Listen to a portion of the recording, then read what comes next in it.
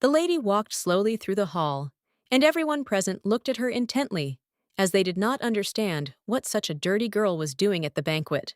A moment later, the young lady accidentally tripped and hit someone. She looked intently at the young man and asked for forgiveness. Everyone present said that she had an unusual hair color. The ladies whispered to each other as they waited for someone to escort her out of the room. They were worried that she might be hit. The man looked intently at the young lady. The man asked why she came. A moment later, the young lady handed him the agreement, and the man took it without question. He looked at her in surprise and asked if she knew that a bride would be chosen for the younger duke at today's event. She looked at him intently and said that she knew about it. The man looked at her closely and said that she looked like the king's youngest daughter, Princess Sifil. Alliance of the Four Kingdoms, the so-called Union of States in which four monarchs united into a faction. Each of them had long and fairly ruled their country.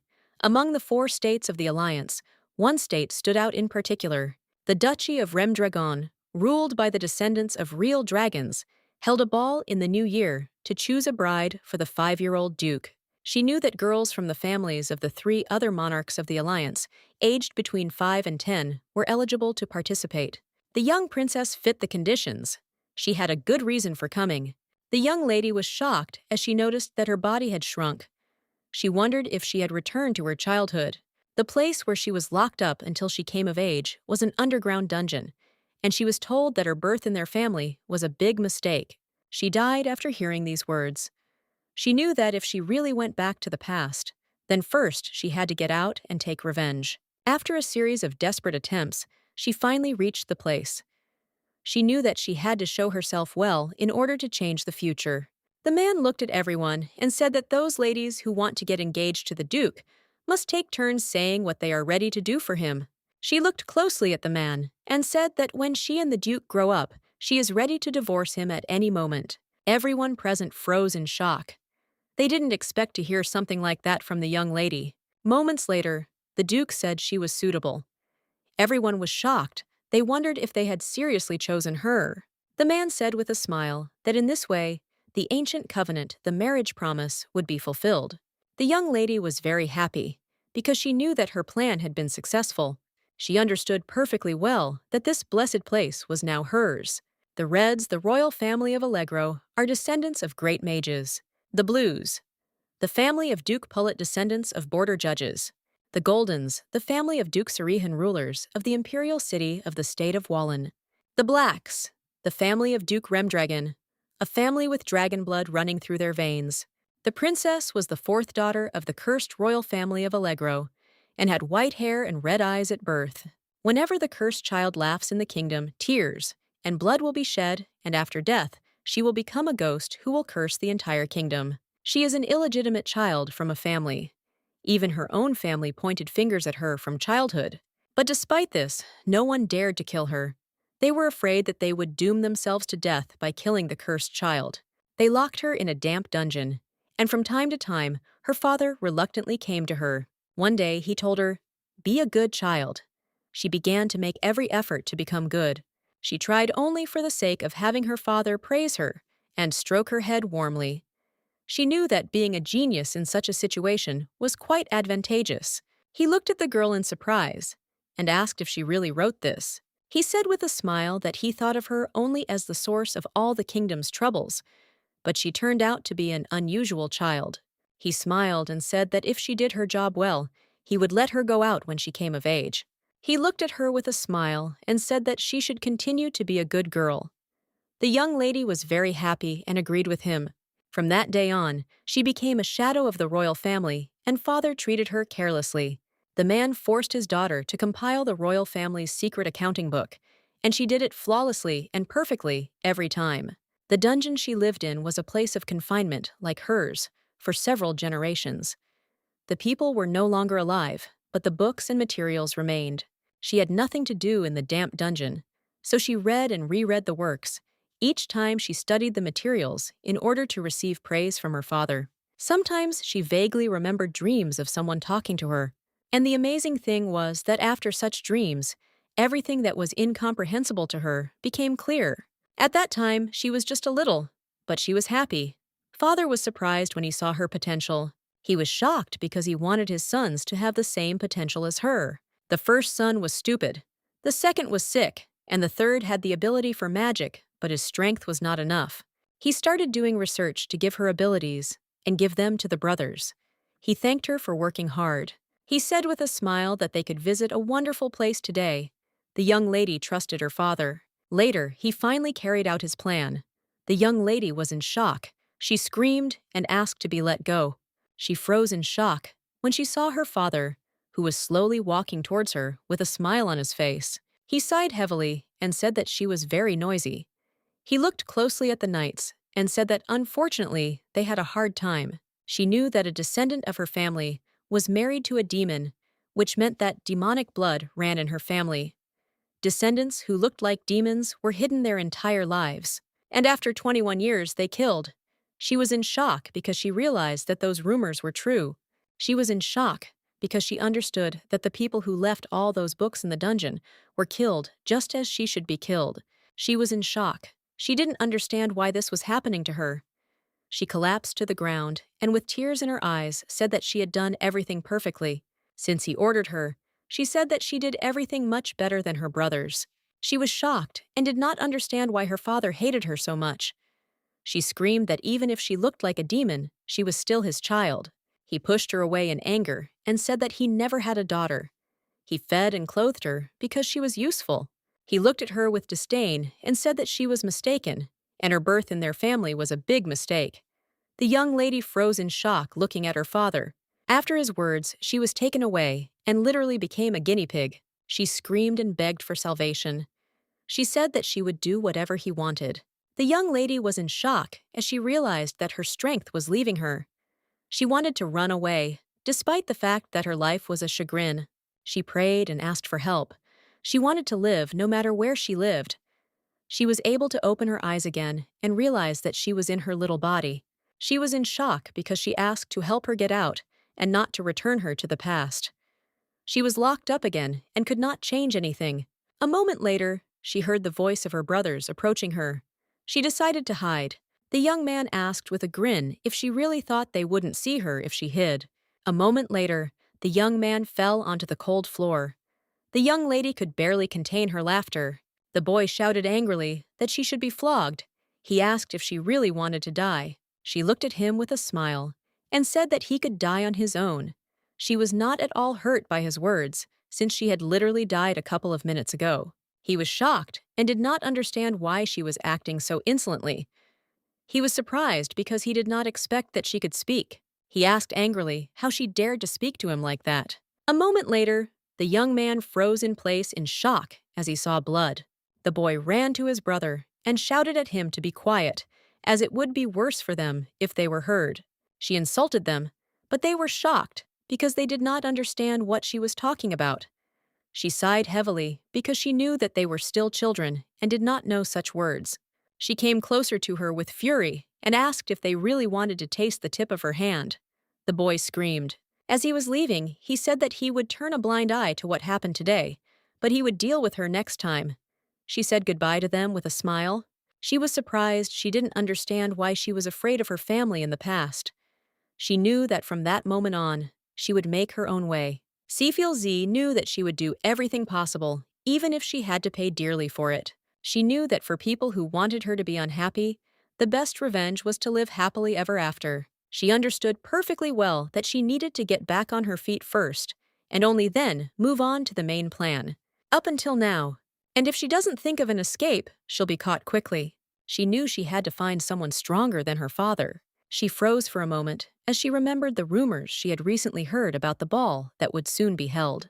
She realized that this was a score that was in a past life. She remembered that they were looking for a bride for the youngest duke in a country ruled by the descendants of dragons. She had heard that the duke was a terrible man with a hot temper, and besides, he did not get along with her father. She remembered that the bride last time was a girl from the Allegro family. Then the young lady shouted that it was enough for the duke to marry a girl of royal blood, no matter who she was.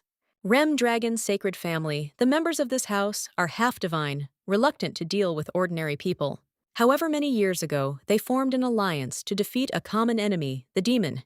One of the conditions of the alliance was an engagement. The direct descendants of Remdragon were obliged to marry the daughters of the three kings. The punishment for breaking the vow was exile to the mortal world. The Remdragons kept their promise, and the engagement took place. Afterwards, they left for the spirit world. She knew that, in other words, one could say that there would be no long and happy life in marriage. The lady was shocked because she was alone in a huge palace, and no one cared about her. She spent many years alone. She was shocked because she received luxurious meals and the best clothes, but they all neglected her. She screamed that she hadn't even seen her husband's face. She screamed furiously that she would definitely sue them. The young lady looked at the girl in surprise. Now she realized that these conditions were simply ideal. They fed her, clothed her, and even provided her with her own place to live. She didn't understand how anyone could complain about something like that. She knew that if she had her way, she would have lived many similar lives. She knew that the young lady had said that such a marriage was worse than hell. Seafiel in turn wanted to take the place of her daughter-in-law. A moment later, she jumped as she heard a noise. The knight looked at the girl with anger and said that because of her, the first prince suffered. He did not understand how she could do this to him. She sighed heavily as she realized that, in order for her to get out, she would have to get rid of the knight. She now saw before her the prison warden who had mocked her when he was bored. The young lady was shocked because she saw that he was very noisy. She knew he was obsessed with games and investments, but in both he was hopeless. At some point, he fell into a cult and became even more unhappy. He looked at her intently and asked why she was smiling. She smiled and asked if he had problems at home. The young man was taken aback. He didn't expect to hear something like that. She smiled and said that she knew his mother was sick. She had a blue birthmark on her shoulder. He was shocked and didn't understand how she knew about this. The young lady told him to change his doctor because he was a fraud. She also said that all his stocks were just junk and he should buy the ones she told him to. Seafiel told him that if he went to Kinmi, trouble would follow. The young lady told the warden that she knew everything. She saw that he believed her and took her bait. He asked the young lady with a smile what he should do next. He began to take care of her and asked if she was cold. He said that, as she had ordered, he did not tell anyone anything. She was shocked and immediately noticed that he turned out to be even more naive than he was in her memories. She knew he had already taken her bait, and she could move on to the next step. She looked at him intently and said that she was very sorry. He asked in surprise what she was talking about. She said that she felt very sorry for him, since he didn't have much time left. She said that he would die soon and there was no way to survive. He was in shock and shouted that he had lived too little and had achieved nothing. He wanted to know if there was the slightest chance of survival. She looked at him intently and said that there was only one way that would save him. She said that he had to get the dragon flower. She said that he would certainly be saved if she personally picked it from the ground and fed it to him. He was in shock, shouting that it was simply impossible, and if anyone found out that she had left the palace, they would kill him. She sighed heavily and said that if he died, it would of course be very sad, and she could not do anything about it. He asked excitedly if this was the only way for him to survive. She smiled and said that it was. He screamed that he smelled her and had to survive at any cost. He swore allegiance to her until the very end. She said that he should bring her some good clothes, since she might immediately attract people's attention outside. She was very happy because they got her normal clothes, prepared good transport. She knew that very soon she would be close to her goal. The young lady, in turn, ran in a hurry. She was afraid that someone might notice her. She wondered for a moment, as she wondered if dragons liked those who wore dirty clothes. She was puzzled, because she knew that when her knight realized that she had deceived him, disaster almost happened. She knew that she would never return back. A moment later, the young man said that the ball had already begun. Everyone present was puzzled and wondered if the young man had no intention of leaving.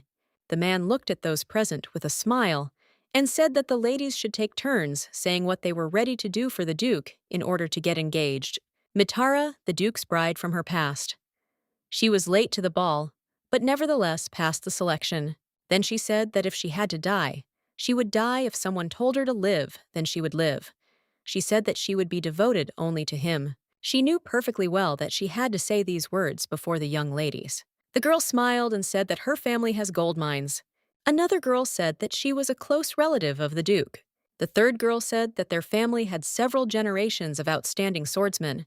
The young lady knew it was her turn to go. She saw that no one had passed the selection. A moment later, the lady said she was ready to divorce at any moment. There was dead silence in the banquet hall.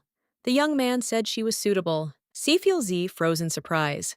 She was glad that she had managed to pass the selection.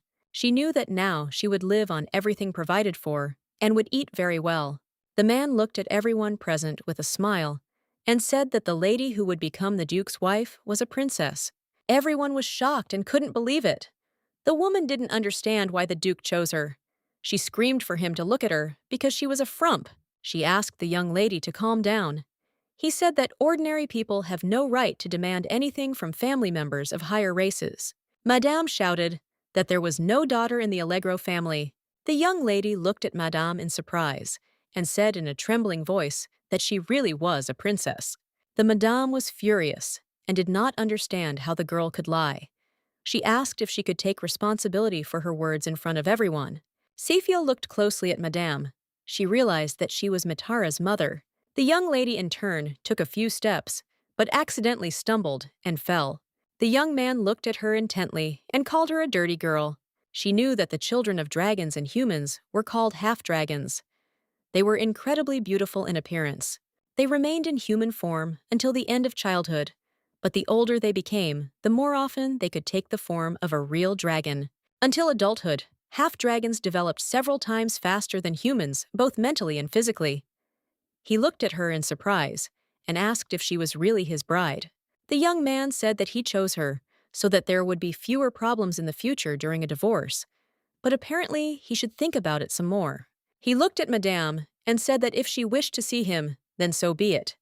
He asked if she really wanted to know why he had chosen the girl. He said that he had chosen a bride for himself and did not have to explain anything to anyone. Looking at his panther, he told her to bring him the woman's tongue. The young lady looked at the madam in surprise. She wondered if the young man would really kill her. She understood that she couldn't let things slide. She shielded the woman with her body. The young man looked at the girl with contempt and said that she looked inappropriate. Safiel D gave birth in fear. She was very scared, but she knew that she had to protect Madame. She was worried that, because of all the fuss, her plan would collapse. She froze after hearing his words, and a picture from the past appeared before her eyes. She was puzzled because she just wanted to be happy. She thought it was her punishment for taking someone else's place. She cried and trembled, saying it was true and she was disgusting. She looked at him intently and said that she came here to be happy. The young man said nothing in response. A moment later, the panther attacked them with fury. The young lady was in shock as she knew that this was the end for her. She slowly opened her eyes and saw a young man in front of her. She realized that she was still alive. With the speed of lightning, she sat up on the bed and asked the man what was wrong with her. He looked at her in surprise and asked who she was talking about. Seafiel said she was talking about the woman who was bitten by the black cat. She wanted to know if Madame was dead. The man smiled and said that she was not dead and that people can live even without legs and arms. The young lady was shocked by what she heard. The young man stood for a while and thought about this situation. The young lady in turn looked closely at the man. She realized that the servants in the estate were also crazy. She asked the man if she had passed the selection. He smiled and said that she had passed it. She was glad because she realized that she would now live in the estate. He looked at her intently and said that there was only one procedure left. All the plans of the young lady were shattered into pieces. She asked what he was talking about. He said that they should check her magical power and pedigree, and taking into account her appearance, the Duke ordered her to be interrogated. He looked at her intently and said that if she lied, the snake would bite her. The young lady was shocked. He asked her if the adults forced her to come and put on this performance. She said that she came herself the way she wanted to. She sighed heavily and said that her family had bullied her, and they had said that she was cursed. He sighed heavily and said that he thought other questions were unnecessary. The young man said that in order for them to be able to verify her pedigree, they would have to take some blood. Moments later, the young lady noticed that the snake had crawled very close to her. She closed her eyes because she understood that the snake was about to bite her. A moment later, the young man said that the blood of the Allegro family really did flow in her. A moment later, he said that they were already finished. She was surprised as she did not expect it to end so quickly. He said that she didn't need a dowry and didn't need to worry about the rest either, since it didn't matter what the earthly royal family did, since the Duke was the strongest of all. She looked closely at the snake and with a smile thanked it for biting her. It didn't hurt. She said with a smile that the snake was very kind and smart. The snake looked at her with bewilderment. The man told the maids to take the princess to her chambers. The maids smiled and said that they would do everything. The maids smiled and asked the mistress to follow her. Seafiel was surprised and did not expect to be called mistress. She knew that this was the first time she had been treated with such honors. After this, the maids led the young lady into the room with lightning speed. The young lady in turn ate her fill. She was happy because she was able to eat delicious food. Some time later, she was washed clean. She knew that it was impossible to dance in such places as it was very dangerous, but she could not restrain herself. Later, she fell into a sweet sleep in a warm and soft bed. A moment later, she was taken aback and wondered how she could have afforded such a thing. She looked intently at the butler and called him. The young lady in turn timidly asked the butler when the wedding would take place. He asked in surprise if she really wanted to get married quickly. The young lady nodded in the affirmative. She knew that if he found another bride, the wedding would not take place. She knew perfectly well that she finally had a chance to cut off all ties with her terrible family. She couldn't allow herself to be kicked out now. Elton looked at her and asked why she wanted to get married quickly. Elton smiled and asked if the younger duke didn't scare her.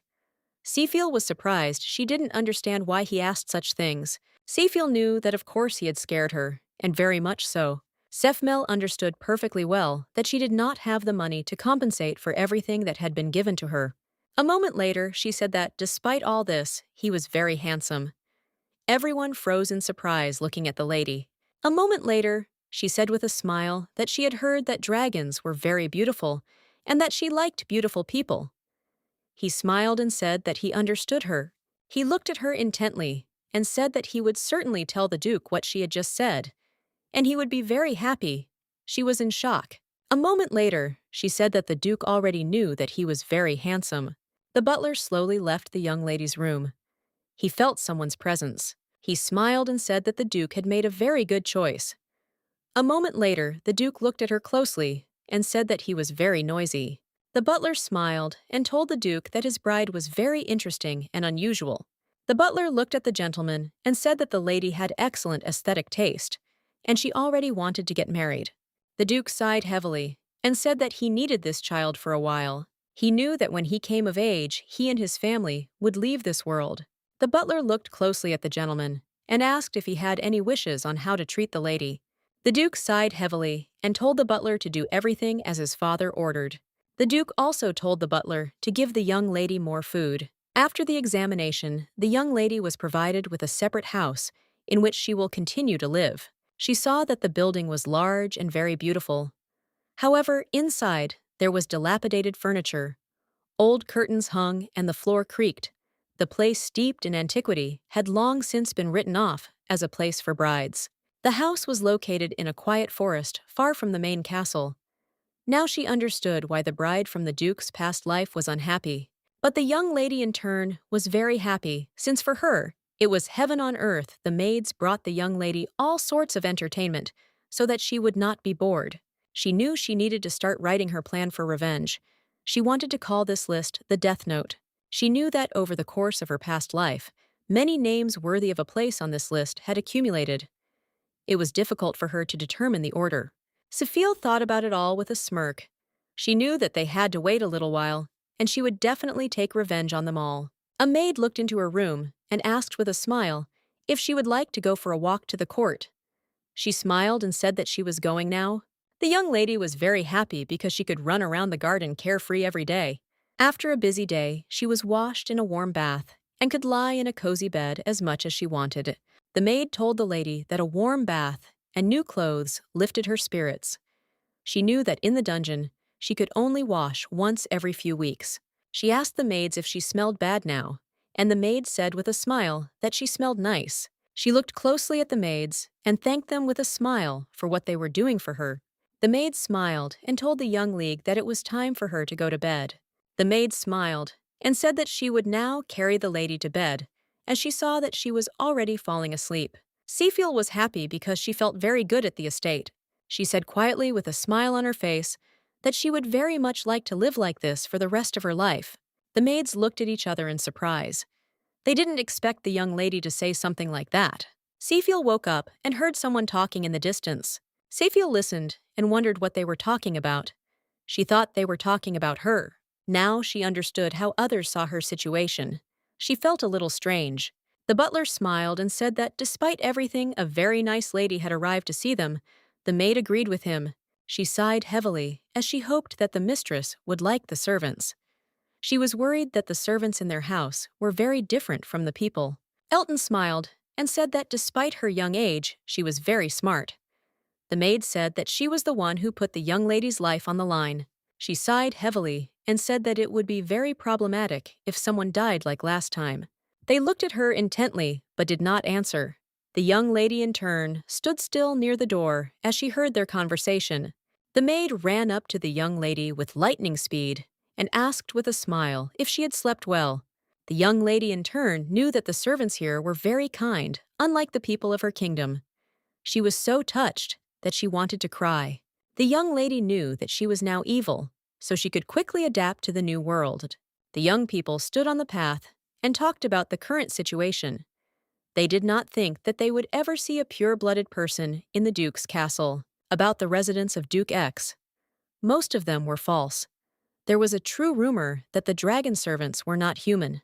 Gale, the last werewolf in the world, looked at his friends intently and asked if they didn't need to greet the young lady. Leff sighed heavily and said that this was the order the younger Duke was looking for a bride for show, and this was a forced measure because of an old promise. The young man introduced the young lady to the knights and servants. The young lady looked at them intently and greeted them with a smile. The boys were shocked because they knew she looked like a homeless person. They didn't understand why she was so cute. They looked at her and greeted her, and they also said that they were protecting the forest from outsiders who could harm the Duke's family. The young lady looked at them intently, as she remembered that Roto might be somewhere nearby. She knew that if he returned to the capital, he would be executed without her. She looked at them closely because she saw that they were more reliable and stronger. She knew that she did not need to worry. The butler told the gentleman that his hunting equipment was already prepared. He said that the lady was staying in the farmhouse. The butler said that the servants liked her very much. The young master sighed heavily and said that she was popular among them. Elton thought for a moment and said that their mistress was like a cute raccoon who carefully guards his food. He said with a smile that her thick black eyelashes contrasted with her snow-white hair.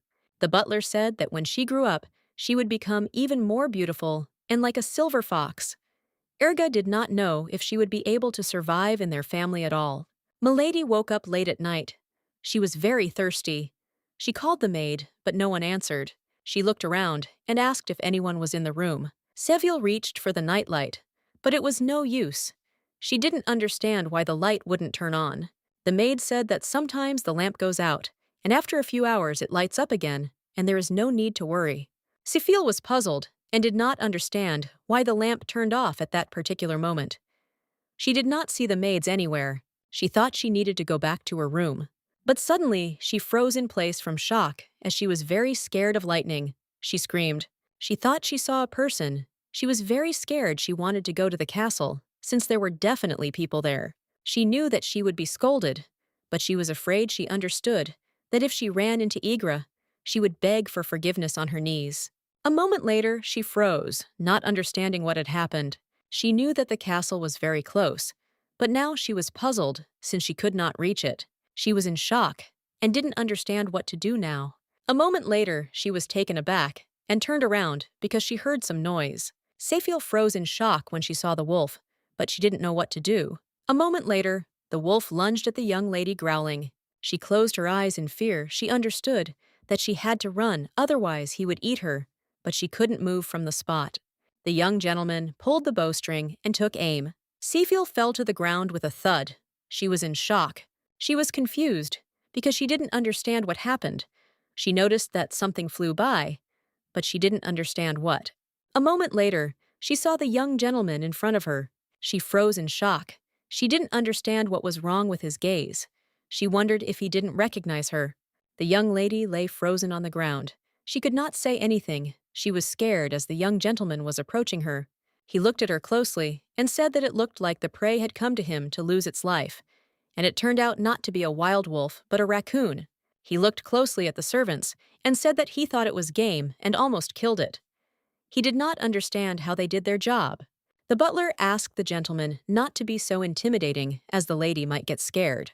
The young lady, in turn, was furious as she knew that they were the same age. She looked at him intently, drilling him with an evil gaze. The young gentleman looked at the butler and asked with a grin what he usually did with his catch. The butler smiled and said that the gentleman was skinning them and hanging them up. The young lady was shocked. A moment later, she realized that she was not allowed to make any sounds, because if she screamed, she would be killed. He looked closely at the maid and asked if it was not his duty to keep an eye on his mistress. He said that for such a negligent attitude towards work, she should be executed. The young lady was in shock. She could not allow anyone to get hurt because of hers. She looked intently at the young master and asked him to forgive the maid. She said that she had not told anyone anything and left.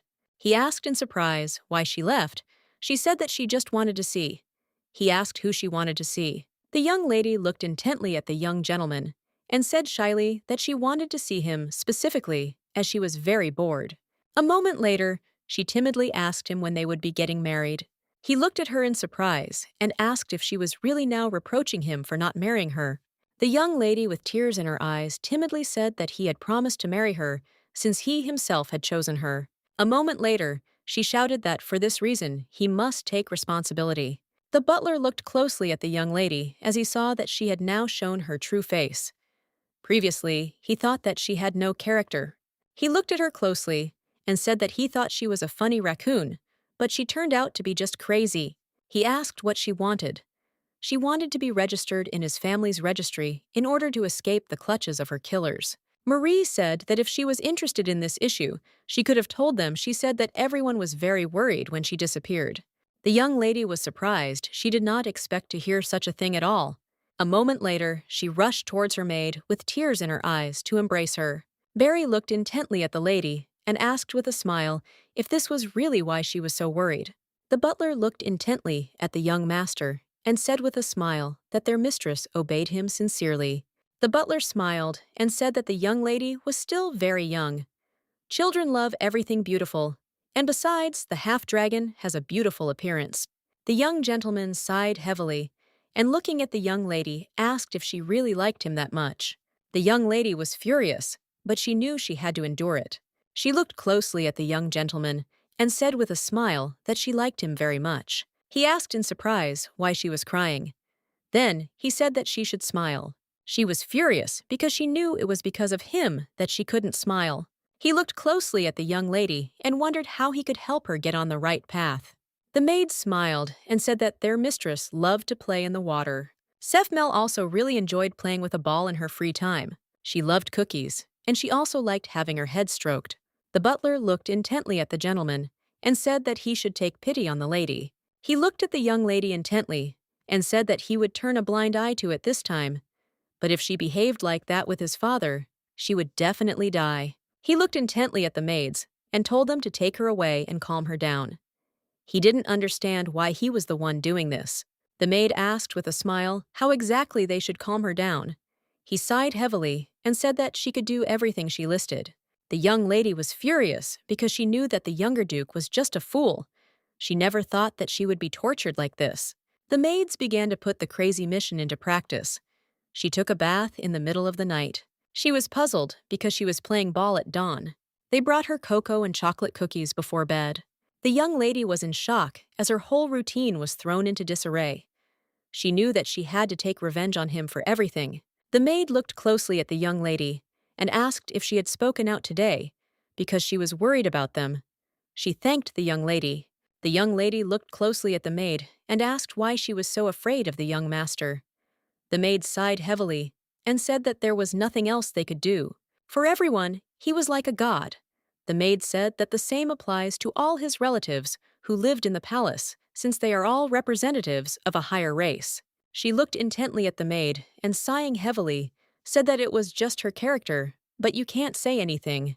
The maid smiled and said that despite the fact that she and the Duke were the same age, he was taller and spoke better than her.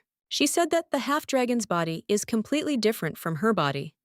The abnormally fast growth puts a lot of pressure on both the body and mind. For this reason, the young master was often in pain. In addition, he did not have the feelings and abilities that others possess. The young lady, in turn, wondered what it was like to have undeveloped feelings. After listening to the maid, she felt sorry for the Duke. But a moment later, she pushed all her thoughts away as she didn't understand why she was worried about him at all. The young lady sighed heavily and said that it didn't matter now. She knew that this marriage was just a formality, because one day he would leave this world. She knew that others would also leave with him. The young lady looked intently at the maid and asked if the Duke would leave, if they would leave with him. The maid said that if one day they were gone, she would have to stand up for herself, and to do that, she would have to learn a lot. The maid sighed heavily and said that if of course such a thing happens. Barry looked intently at the young lady and said that it was time for her to go to bed. She smiled and said that they would be by her side and protect her, so she should get a good night's sleep now. The young lady, in turn, understood perfectly well that this situation was not hypothetical. She was upset as she knew that it would actually happen. Early in the morning, she woke up from a loud noise outside the window. She was shocked and didn't understand why it was so noisy from early morning. The young lady was furious because she wanted to sleep a little longer. The maid looked closely at the young lady and asked if she had slept well. She smiled and said that she had good news. She smiled and said that the younger gentleman felt sorry for her and therefore allowed her to live in the castle until his family arrived. The maid smiled and said that now they were preparing to move. She asked the young lady if she was happy. Seafield was in shock. She did not expect to hear something like this at all. She understood that the heavenly dream was slipping away from her right before her eyes. She looked closely at the maid and said with a smile that she felt much better and decided that she would not go anywhere. She understood perfectly well that if anyone from the family found out that she lived in the castle, they would immediately drive her away. The maid asked with a smile if she even had to worry about that.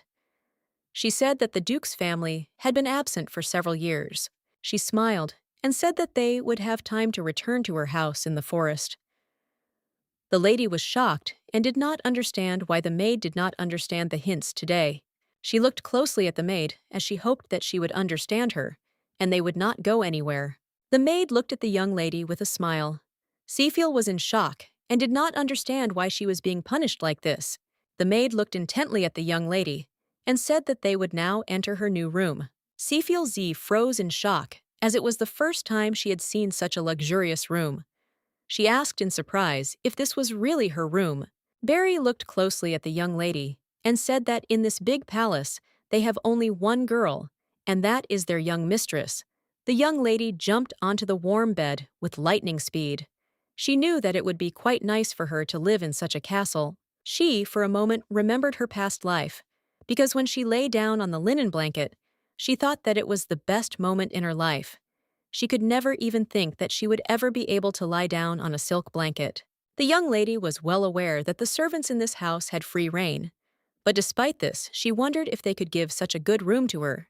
A moment later, she realized that this room had been given to her by someone more important, namely the person who had power in the house, namely a member of the Duke's family. She thought for a moment, as it seemed to her that the young master was not such a bad person.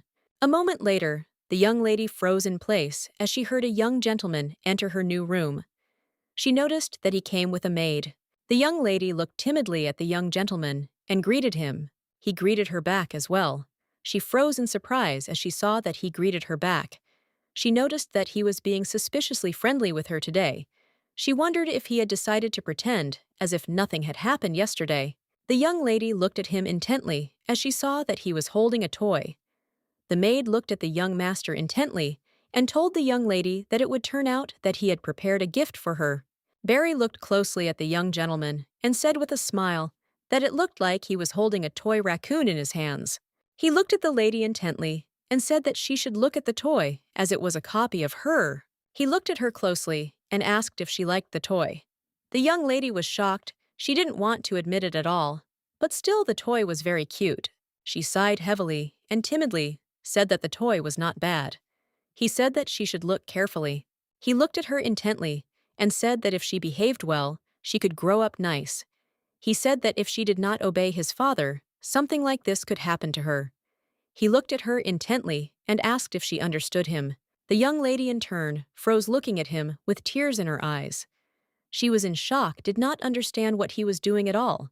She thought that he was just crazy. A moment later, she had already picked up the stuffed toy and looked intently at the young master with tears in her eyes. The maid looked at her intently and asked her not to cry. She was in shock as she realized that her first toy in her life was ruined in 1 second. The young lady was furious, as she knew that she would certainly take revenge on the Duke. The Duke left the young lady's room and thought about her for a moment. He thought she was very sweet. He thought it was all because she was funny. A moment later, the maid entered the young lady's room and noticed that she was sitting at the table, studying something. She looked at the young lady with a smile, as she knew it was time to eat. She looked closely at the young lady and noticed that she was studying hard. The maid looked closely at the young lady, as she was curious about what she was studying. A moment later, the maid froze in shock as she saw the young lady's drawing. Barry looked at the young lady closely and said with a smile that it was very sweet. She asked if the young lady had written her lover's name in her secret diary. The lady sighed heavily and said that, of course, she hadn't done that. The maid looked at her intently and said with a smile that she understood. But a moment later, her face changed as she felt sad. Marie looked closely at her friend and told her to check on the younger Duke's condition. Maria said that she must keep an eye on him. So if he is not in the best mood, then she must make sure that he does not cross paths with the lady under any circumstances. She knew that they didn't tell the lady, but one day the Duke's family would have to leave this place. The two of them were the only ones, and the succubus hybrids. They lived in this world, but they would have to leave with the Duke's family. While they were preparing for their departure in this castle, the lady appeared like a gift. She thought that perhaps her mission on this earth was to protect the little young lady. She sighed heavily, because she knew that it was only a matter of time before that very thing would happen. She knew that it would be very good if the peaceful days continued for a long time. The maid looked closely at the young lady and, sighing heavily, said that the master's condition had worsened again. She said that he would not be able to get up for some time, and for this reason, it would be very difficult to see him. The young lady looked at the maid in surprise and asked if this was true. She started to say that this was wonderful news, but a moment later, she was taken aback and said that she was very sorry. She understood perfectly well that he was now changing his appearance. The maid looked at the young lady closely and said with a smile that she should not worry about it too much. She said that all half-shells grow very painfully. The young lady said with tears in her eyes that she would miss him very much. She turned over to the other side and said that since he was sick, he needed to have a good rest. But in turn, she really hoped that he would lie down and rest for a long time. She hoped that they would not meet for a long time. She knew that due to the absence of the young master, she quickly got used to life in a new place. Every day she bathed in compliments. But what pleased her most was that she could go to that famous dragon library. She saw that there were many books there that she had not read before, and she really enjoyed being in such a place. She was glad because she could take a book and a small basket for her meal. She knew that every day her little basket would be filled to the top with different delicacies. She knew that such a life was simply paradise. She threw away all thoughts about the Duke's family and so on. The cook looked closely at the young lady and said with a smile that today he had brought her a new delicacy. She looked at him with a joyful smile and told him to quickly show her what was there. He smiled and said that he brought her some star-shaped candies. She looked at the beautiful jar of candies with shining eyes and asked if all of this was really for her. The cook said with a smile that of course it was all for her. He smiled and said that he owed her a lot. He said that from now on, he would delight her with the most delicious dishes. He hoped that she would always enjoy his food. She in turn was not afraid, but hoped that he would continue in the same spirit. She loved being loved very much, but there was something she liked much more. She saw the elves returning from a patrol. The young lady ran up to the elf with lightning speed and asked with a smile if he could give her a ride on the wyvern today. The man looked closely at the young lady and said that she was very brave in asking for a ride. He looked at her intently and casually asked who she was. The young lady froze in place in surprise as she saw that the man was very tall. She saw that his boots and cape were like those of an elf guard, but she was very puzzled as his aura was very frightening. She knew she needed to calm down quickly because everything would be fine. She knew she had to act confident and calm. A moment later, the young lady introduced herself with a trembling voice. She said it was okay if he didn't want to take her for a ride. He looked closely at the young lady and asked why she was saying that. He said that at first she asked him to give her a ride, and now he was saying that there was no need. With the speed of lightning, the man picked up the young lady and threw her onto the wyvern. The young lady was shocked and screamed involuntarily. She understood perfectly well that one wrong move and she could fall. The man looked at her intently and asked who usually gave her rides on the wyvern. She, breathing heavily, said that the Lord's elves from the guard gave her rides. Moments later, she finally opened her eyes and looked into the distance. She froze in surprise as she noticed that the earth was wide under the sky. She was shocked because she saw that the animal was not flapping its wings, but simply floating in the air. Seafiel understood that on this continent, there was only one race that could do something like this. Trembling with fear, she asked the man who he really was.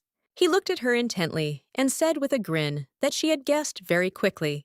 With the speed of lightning, he jerked the young lady in turn, became very frightened, and screamed. She was in shock. She didn't understand what was happening at all. She was very scared and started asking herself if he would really throw her to the ground for her question. The young lady glared at the man, and Seafiel wondered if he was really pretending to be a junior duke. A moment later, the young lady froze in shock as she noticed that the man had purple pupils and black hair, a toned face that made her shudder. She froze in surprise as she realized that the person standing before her now was Duke Diane de Remdragon himself, the young master's father. She remembered someone telling her that when you find yourself in a dead-end situation, laughter acts as a defensive reaction. A moment later, she cried out with a radiant smile and said that it was very cool. She asked the Duke to lift her even higher. He looked at her in surprise and asked if it suited her. She looked at him with a smile and said that he should lift her even higher. He looked at her in surprise and said that she was just an annoying child. A moment later, he lifted her even higher and asked if it suited her. She said with a beaming smile that it was just perfect. He looked at her intently and said with surprise that she was very fearless. Knowing her as a lady, she understood perfectly well that if she were to beg him for mercy, now he would definitely kill her. She understood that in front of her now stood the father of the younger duke, a man who could simply throw her out as far as possible. She said with a radiant smile that she was having a lot of fun. He looked at her intently and said that, if she was having so much fun, then he could lift her even higher. The young lady in turn was very scared and involuntarily screamed. He looked at her intently and asked if she was really having fun. He sighed heavily and said that she was a very strange child. The young lady in turn knew that she was not having fun at all, since she just wanted to die on the spot. For some time they played with lifting. He looked at her intently and said that he thought that was enough for today. Some time later, they came down to the ground, and the servant rushed to the Duke with lightning speed. The young lady in turn was very puzzled. She felt very bad. The Duke looked closely at the servant and said that he had come at the right time. The Duke told him to immediately explain who this child was in front of him. He wanted to know what she was doing in their house. The young man looked at the Duke intently and said that it might be hard to believe, but this girl would soon become the younger Duke's bride. The Duke sighed heavily and said that for some reason he thought so, and for this reason he did not throw her out. Usually this was how he got rid of everything suspicious. The young lady in turn moved away from the Duke with lightning speed so as not to provoke him. The Duke looked closely at the young lady and asked why she was running away now. He sighed heavily and said that she was behaving completely differently now. He looked at her in surprise and asked if she was afraid of him. Leff in turn looked at the Duke with bewilderment. He hesitated, not knowing what to answer. The Duke looked at him intently and said that he had not asked him that. Leff looked at the Duke and said that he simply wanted to know if he had arrived safely. The Duke sighed heavily and said that he had arrived safely. A moment later, he told his servant that there was a corpse lying outside the palace walls. He said that it needed to be dealt with immediately before it began to smell. Leff looked at the Duke and asked in bewilderment if he was really the invader. The Duke looked at the servant in bewilderment and said that he spoke as if he himself knew nothing. The young lady froze in surprise as she realized that the manner of communication in this family was hereditary. Leff. Looking at the Duke, he asked for forgiveness for not noticing the corpse. He said that it was entirely his fault. He said that they would slowly strengthen the forest's security so that he would not have to do something like this again. The young lady, in turn, was not in a hurry to leave them. She was puzzled because she understood that everyone in this house was abnormal. She wanted to find her maids so that they could quickly pack their things. She wanted to quickly run away to their house and live a quiet life there. The Duke sighed heavily and said that the one he killed said something strange. He said that he was not Rice. Leff looked at the Duke in bewilderment and asked if his name was Rice. The young lady, in turn, froze in place from shock after hearing this. Safiel looked at the young man and asked if he had done as she said. He tremblingly said that he was able to save his mother thanks to her. She looked at him intently and said that if he continued to obey her, she would tell him many useful things. She looked at him intently and asked what he thought about it. She wanted to know if he could do what she told him to do. Trembling, he said that he would obey any of her orders. She looked at him intently and asked if he had recently bought stocks. Using memories from her past life, she pretended to be a seer. She tricked the guard and forced him to change his name. She would not have been able to escape from the dungeon and come to the ball without the help of Roto, or rather, Reese. Since he constantly bullied her, she immediately betrayed him. She thought that he was captured by people from her family because he could not find her. She was very surprised and could not even think that he was still wandering around the area. After she was chosen as the bride of the younger Duke, she had a lot of things to do. She completely forgot about the nickname that she herself gave him, and the Duke sighed heavily and said that the man was wearing the uniform of the Knights of Allegro. The Duke looked closely at his knight and said that if that knight was just a runaway, then there was no need to worry about anything, but he could be a spy, and it was necessary to find out everything in more detail. Leff thought for a moment and said that the knight had revealed his name. He was too stupid to be a spy, since Rice in the ancient language means fool. The Duke said that he was indeed very stupid, because he swung the ball once, then started running, hit his head on a tree and passed out. He was too hopeless, and it was hard to believe that he was a knight. The young lady was shocked, but a moment later, she was taken aback as she heard someone calling her. The maid looked at the young lady in surprise. As she saw that she was worried, the young lady ran up to the maid with lightning speed and told her to give her something. She ran up to the Duke with lightning speed and called him. The young lady, with a smile on her face, handed him a jar of candies and said with a smile that it was her gift for him. She smiled and said that she was giving him her treasure. She thanked him for protecting her. The Duke looked at the young lady in bewilderment. He did not understand what was going on at all. She knew perfectly well that this was exactly how she should behave. Leff looked intently at the Duke, since he could not even utter a word. The young lady understood perfectly well that the Duke had become her savior, because if the shadow in that threat had really belonged to the knight, then she would not be standing here in front of him now. She thanked him for saving her from the knight. The Duke looked at the young lady in bewilderment and asked if she really behaved like this all the time. He was surprised and did not understand what had happened if she was so happy. The knight looked closely at the Duke and said with a smile that the young lady was always obedient and made adults happy. Looking at the Duke, he said that it seemed that she really liked him after he rode the wyvern. The Duke looked at the young lady in surprise and said that she was the first child who was not afraid of him. The knight quietly told the Duke that the young lady really likes beautiful people, so she listens to the young master very well. The young lady was shocked and wanted him to stop gossiping. The Duke sighed heavily and said that this was unexpected for him, since his son was very difficult to love because of his character. The young lady looked at the Duke intently, as she knew that this was enough for him not to throw her out. She knew that perhaps he had a reason why he wanted to get rid of her. The Duke looked at the young lady intently and asked what she meant by "thank you for protecting her." She looked at him intently, and with a radiant smile said that he really drove away the bad man. She smiled and said that he was the strongest man in the world. Daihan is the head of the Remdragon family. Based on the information known so far, he follows the path of martial arts. He enjoyed battles and hated lies. And what he liked to hear addressed to him the most was flattery. She looked at him intently and said with a smile that he was the strongest in this world. The Duke froze in place with embarrassment, as he had not expected to hear such a thing from the young lady. It was a moment when the young lady melted the Duke's heart. She froze in bewilderment, because she did not understand why he had remained silent until now. She wondered if she had said something wrong.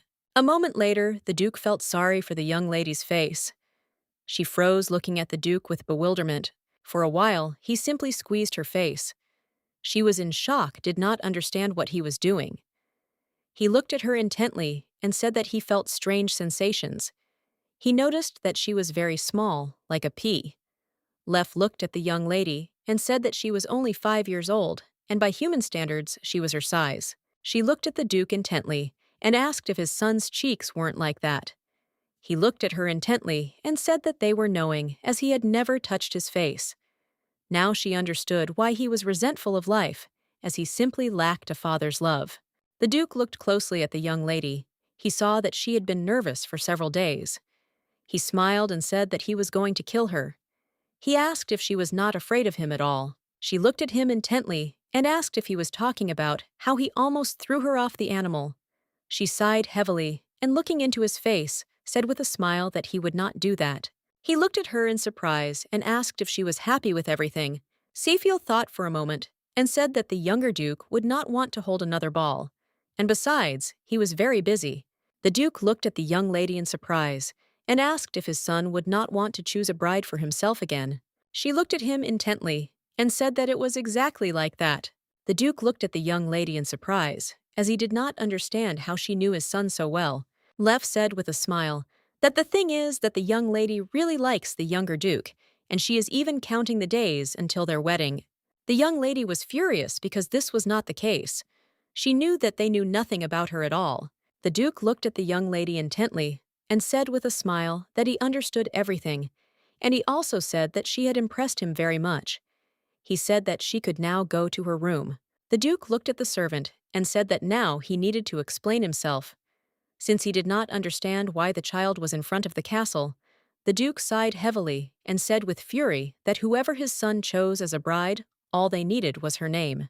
The Duke said that he distinctly remembered that he had ordered her to be placed in a separate building so that she would not be seen. Lef apologized for not telling the Duke in advance. He said that the lady was currently living in the castle. The Duke looked at the servant with anger and asked who dared to move her. Trembling with fear, he said that it was the order of the younger Duke. The Duke sighed heavily and said that they could leave things as they were. He said that he was sure that his son just wanted to tickle his nerves, so he brought the child to the main castle. The maid looked closely at the young lady and asked if something terrible had happened. Seafiel Fifth sighed and said that everything was fine. She was puzzled and did not know if she could stay in the main castle since the Duke had returned. The maid said that the master would soon tell them to return.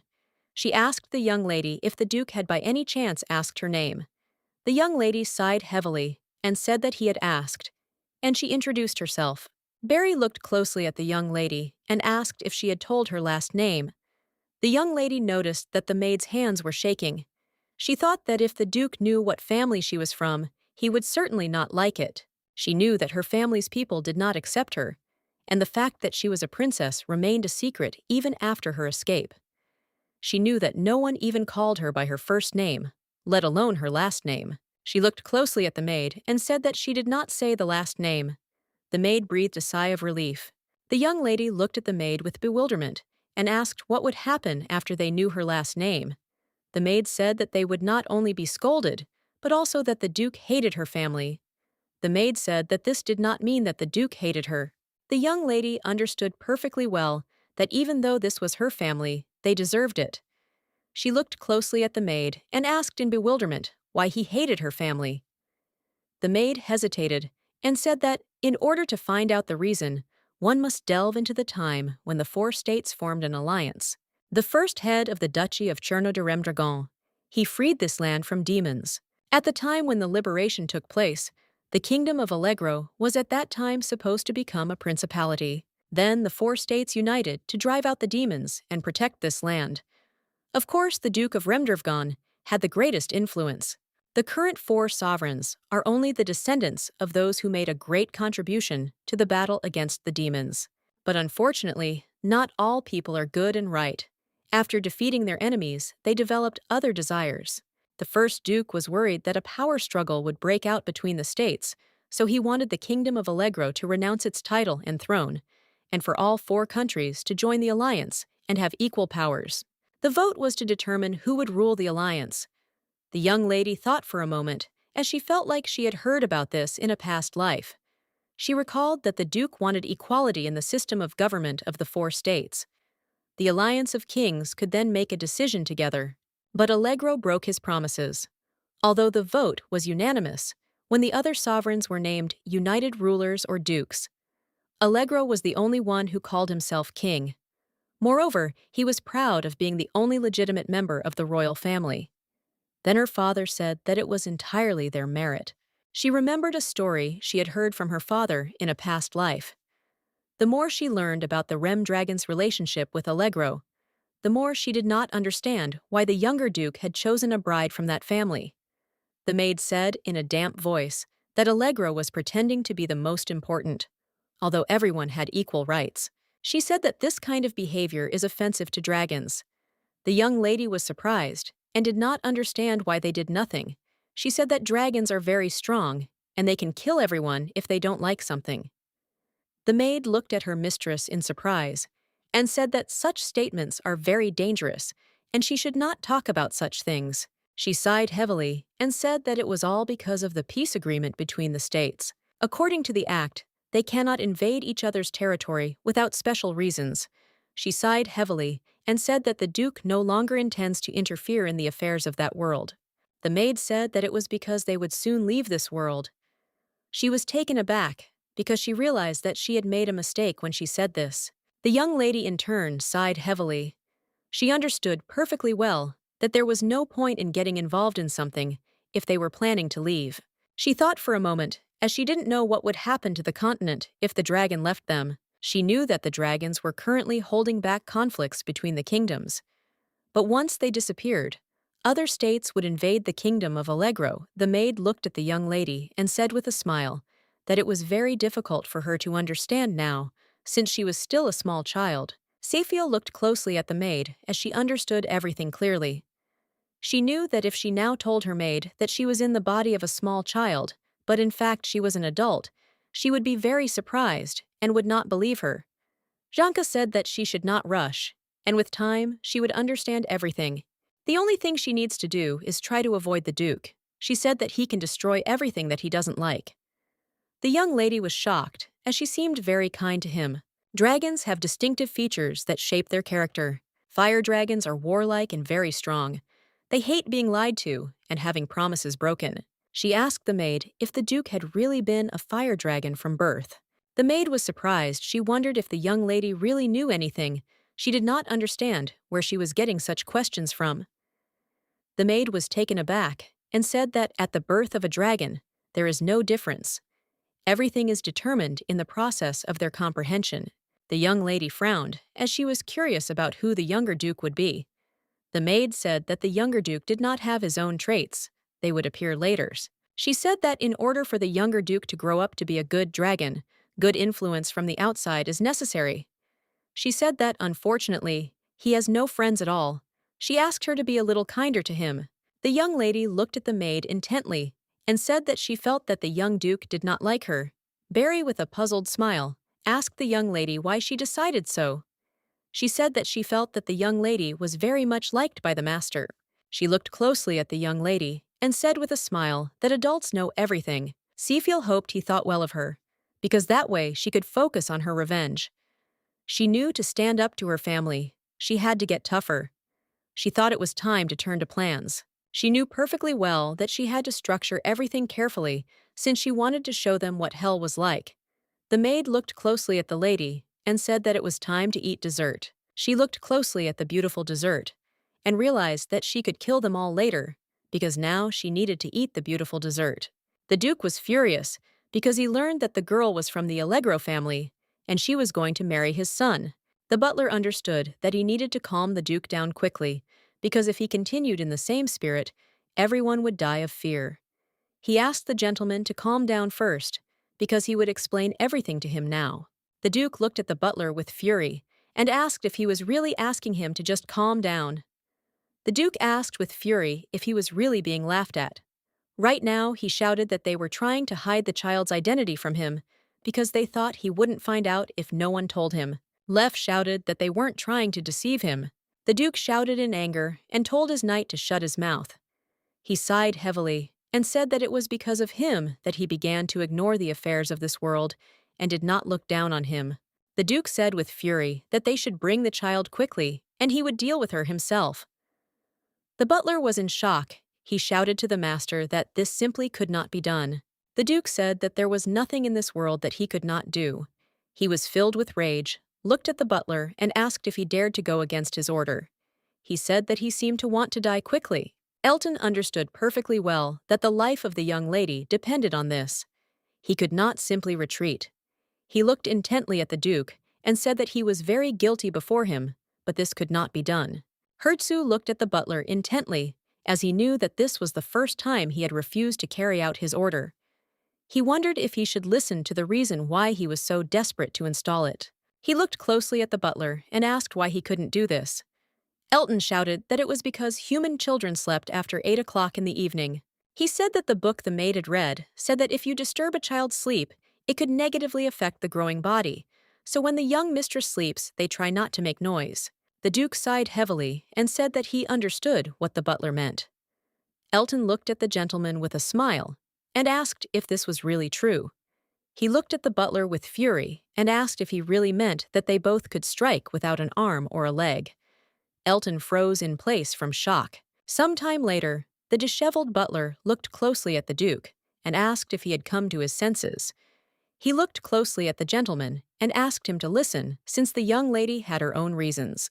The Duke looked closely at the butler and said that he hoped that this time B would come up with something more convincing. The butler began to tell everything about the Duke. The Duke looked at the butler in surprise and asked if she had really been living in the dungeon all this time. Elton said that this was exactly the case, and she had lived there almost since birth. He said that they found out that she had never even gone outside. She was listed in the family register, but that was all that was known. Elton said sadly that he was absolutely sure that it was very difficult to survive there. The Duke was shocked. He did not expect to hear such a thing. He sighed heavily and asked the butler why they did this to her. The butler in turn said that he did not know the reason, but he had heard that the lady was not the daughter of either the previous queen or the current one. The Duke sighed heavily and said that he seemed ashamed of having a child out of wedlock. He sighed heavily and said that Allegro had outdone themselves again. The butler said that everything was exactly like that, and that was why he was very proud of his lady. The Duke looked at the butler in bewilderment, not understanding what he was talking about. He said that the girl had adapted to the unfamiliar place, and he was very impressed and proud of her. He asked the Duke to forget about the relationship for a while and trust his mistress once.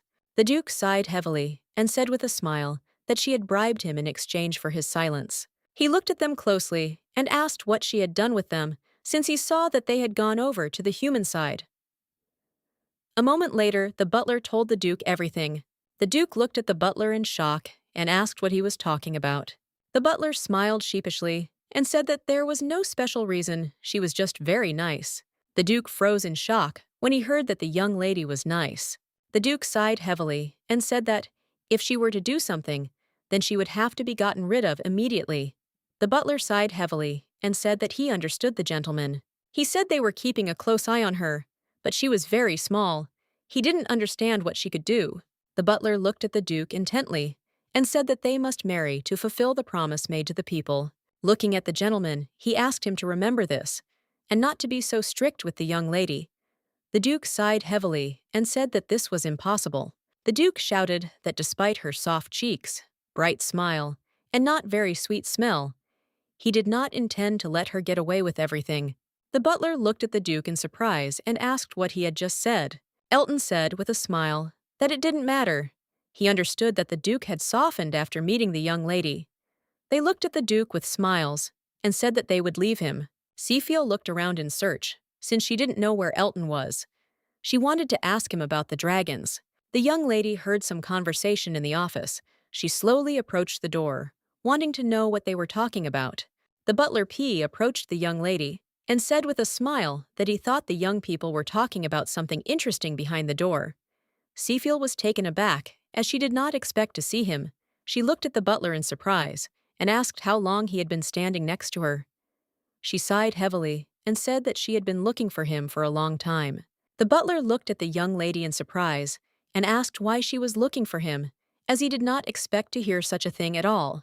He looked at her closely and said with a smile that he understood everything Elton asked. Is she really talking about this now? The young lady looked at him in surprise, as she did not understand what he was talking about. He smiled and said that he knew about everything, and she did not need to be shy. A moment later, the young lady was taken aback, as she remembered that the maid had said with a smile that adults knew everything. She was in shock and simply couldn't believe it. Seafield wondered if it was all because she had lived in the estate for so long. The butler looked at her closely and asked with a smile, "Does she really want to know about the date of her wedding?"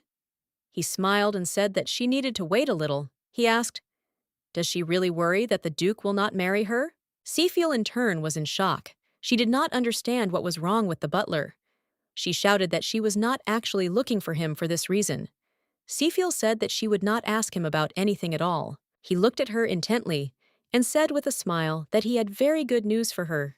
The young lady sighed heavily and asked what he was talking about, as she knew there was no good news for her at the moment.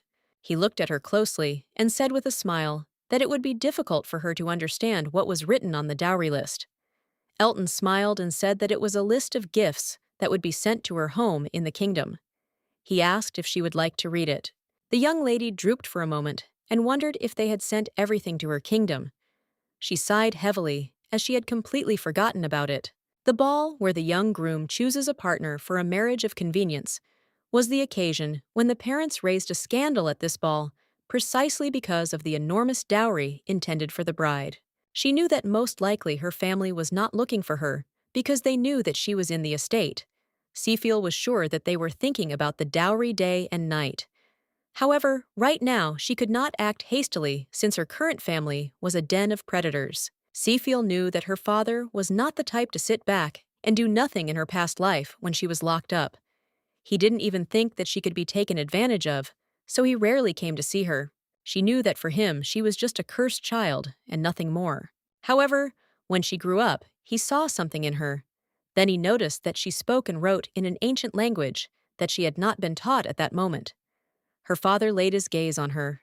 As soon as she became capable of anything, they immediately began to use her. She wondered what would happen if he decided that in her status as the bride of the younger duke, she would be useful.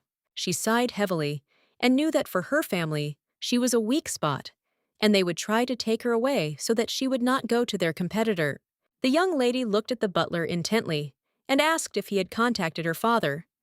The butler looked at her intently and said that of course they had contacted, and he had conveyed the news to him that she would be the bride of the younger duke. The young lady was shocked. She trembled and asked what her father had answered. The butler thought for a moment and said that, to his surprise, no answer had come, although quite some time had passed. He smiled and said that, following the order, they should just give them the money, get an answer. It doesn't matter that much. She looked at the butler and asked, "Are they really going to send everything there?" Elton smiled and said that, of course they will send everything, and also asked if she would like to look at all the gifts. The young lady in turn froze in place in surprise as she saw her dowry. She received the right to mine in the emerald mine's treasures, and also the right to own a forestry business. She was in shock because all the gifts simply blinded her. She froze in surprise and wondered if it was possible to keep all this without locking it up. She asked the butler if it wouldn't be better to hide everything well. The butler smiled and told the young lady that she shouldn't worry, since the chest was enchanted with magic, and it was impossible to touch it. But it didn't work on her or the members of the ducal family. He smiled and said that knowing the duke's bad character, he didn't want to steal from the castle, and only someone sick in the head could do that. Seafiel sighed heavily and said that she understood everything. She was in shock and wondered how she could give everything to those people. The butler looked at her closely and said with a smile that her family would be proud of her for the rest of their days. He smiled and asked if she understood what he was talking about. The young lady looked at him intently, as she simply wanted to hit him on the neck with her hand. Seafiel did not understand why the servants in the house were so slow-witted. The mere thought that her family would receive such treasures made her head spin. She of course envied them, but she knew that she had to endure. She knew that if she did not give them these treasures, then trouble could be expected. The butler looked at the young lady intently and said with a smile that a reply letter had just arrived from her house. He asked if he should read it to her. A moment later, the butler opened the letter and began to read, but a few minutes later his face changed. Seafiel looked at him in surprise and asked what happened, since she did not understand what was written there. She said that she would also like to see her. He looked at her intently and, picking up the letter, said that she shouldn't read it at all. She looked at him in surprise as she didn't understand why he was reacting like that. Seafiel told him to give her the letter immediately. With lightning speed, the young lady took the letter from him and began to read. He shouted for her not to do this. In the letter she read that her family would not send a dowry money or other gifts. They wrote that if this did not suit them, then they could drive the girl away right now. The young lady was in shock. She was burning with rage because she knew that they would never receive the devotees. A few days later, her family sent someone to the estate. Seafiel didn't know what to expect from the young man, given the contents of the letter, but she in turn was absolutely prepared for anything. The maid looked closely at the young lady and said that she seemed to be in a very good mood today. She smiled and said that she was very interested in what expression the guest would have. Marie asked if she was really talking about a guest from her family. She said that he would be happy to receive such devotion. She smiled and asked if this was really the flower ring that the young duke had given her. For a moment, Seafiel remembered her raccoon and how the duke had given it to her. She said, puzzled, that it was not so, and the ring was hers. A moment later, they heard a noise. The maid looked away and said that it seemed their guests had arrived. Madame slowly got out of the carriage and, sighing heavily, said that it was very dirty here. She could not imagine that the duke's castle was in the forest. Seafiel was shocked because she saw the queen. She was confused and did not understand why they sent a picky woman to them, since she knew that the madam was not very smart. The seventh place in the young lady's death note was occupied by the queen, her adoptive mother, who constantly tormented and beat her.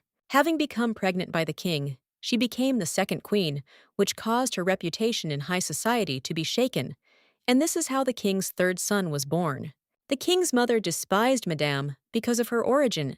The queen told Madame that she was very lucky that she did not give birth to a daughter, as she could have ended up in a bad situation like the cursed girl. The queen told Madame that she should contribute to their family by giving birth to another strong boy. Madame was very angry. She did not understand why they were treating her like that. Every time the queen mother scolded Madame, she would come and take out her anger on the young lady. She was furious and could not believe that she was being treated like a girl. She would scream in rage that it was all her fault. Seafiel heard about a certain Lilia every time, but she didn't know who it was. She found out that Lilia was her mother's name much later, and thanks to the queen, she found out what her mother's name was. She was puzzled because she didn't want to go back to Allegro at all, since it was a real hell, and instead of the devil, the entire royal family. The queen looked closely at the maid. She did not understand why she was just standing and looking at her. She said with disdain to the maid that she should quickly escort her into the house and show her everything. Marie asked the queen, in confusion, if she was really a delegate from Allegro. Marie said that she needed to check everything before taking them inside. The queen was shocked by the maid's impudence. She sighed heavily and said that she was Queen Allegro. Marie said that now the queen needed to go through the confirmation procedure. The queen looked closely at the maid and asked who she was hiding behind her back. A moment later, the queen looked at the girl with a grin and said that she was very lucky to see her immediately upon her arrival. The queen looked at the girl with fury and asked her what she thought, but she insulted her and called her a garbage rat. Marie was shocked and furious. She did not understand how the queen could address her mistress like that. The queen looked closely at the maid and said that it seemed that her duty was to guard the rat, and that was the reason she was so arrogant. The queen looked at Sophia with a smile and told her to come to her while she called her baby and said that she was her mother. The lady looked closely at the queen because she did not know what she was planning. The queen looked at the young lady with a smile on her face and said that she had traveled a long time to see her. She smiled and said that she was very glad that the young lady was well, and also asked her to come closer for a hug. The queen, quietly and with a grin, told the young lady that she didn't know she was so cunning. She was surprised as the little girl was already plotting and beguiling the duke's family. She said that the lady would pay for bothering her and making her come to such a hole. The young lady, in turn, was shocked, as she could not believe that the queen said something like that to a small child. She knew that in her past life she would have kept silent, but not now. She was furious as she had changed and become evil. Sophia looked at the queen intently and calling her aunt. The queen looked at her and asked how dare she address her mother in such a way. The young lady looked at her in surprise and asked what she was talking about, since she had said earlier that she would kill her if she called her mother. She looked closely at the queen and asked if she had forgotten. She said that it seemed that the queen had a memory like a fish. The lady said that it was not surprising, since the queen could not even finish the academy. The queen was shocked. She looked at the queen and told her not to be angry, since it would be a big problem if her blood pressure rose and she became even more stupid. The queen was furious and shouted for the lady's hands to be torn off quickly. But since a mistress's offense is a servant's offense, the young lady's maid was dragged away to be punished. Sophia was shocked because she knew that Marie was a hybrid succubus, and one wrong move, and there would be trouble. A moment later, they heard someone's voice and looked warily into the distance. The young lady, in turn, was glad as she realized that someone had returned from the guard. But a moment later, she turned around and froze in place in surprise as she saw the young duke. She was in shock as she understood perfectly well that trouble was now inevitable. The young duke sighed heavily and looked intently at everyone.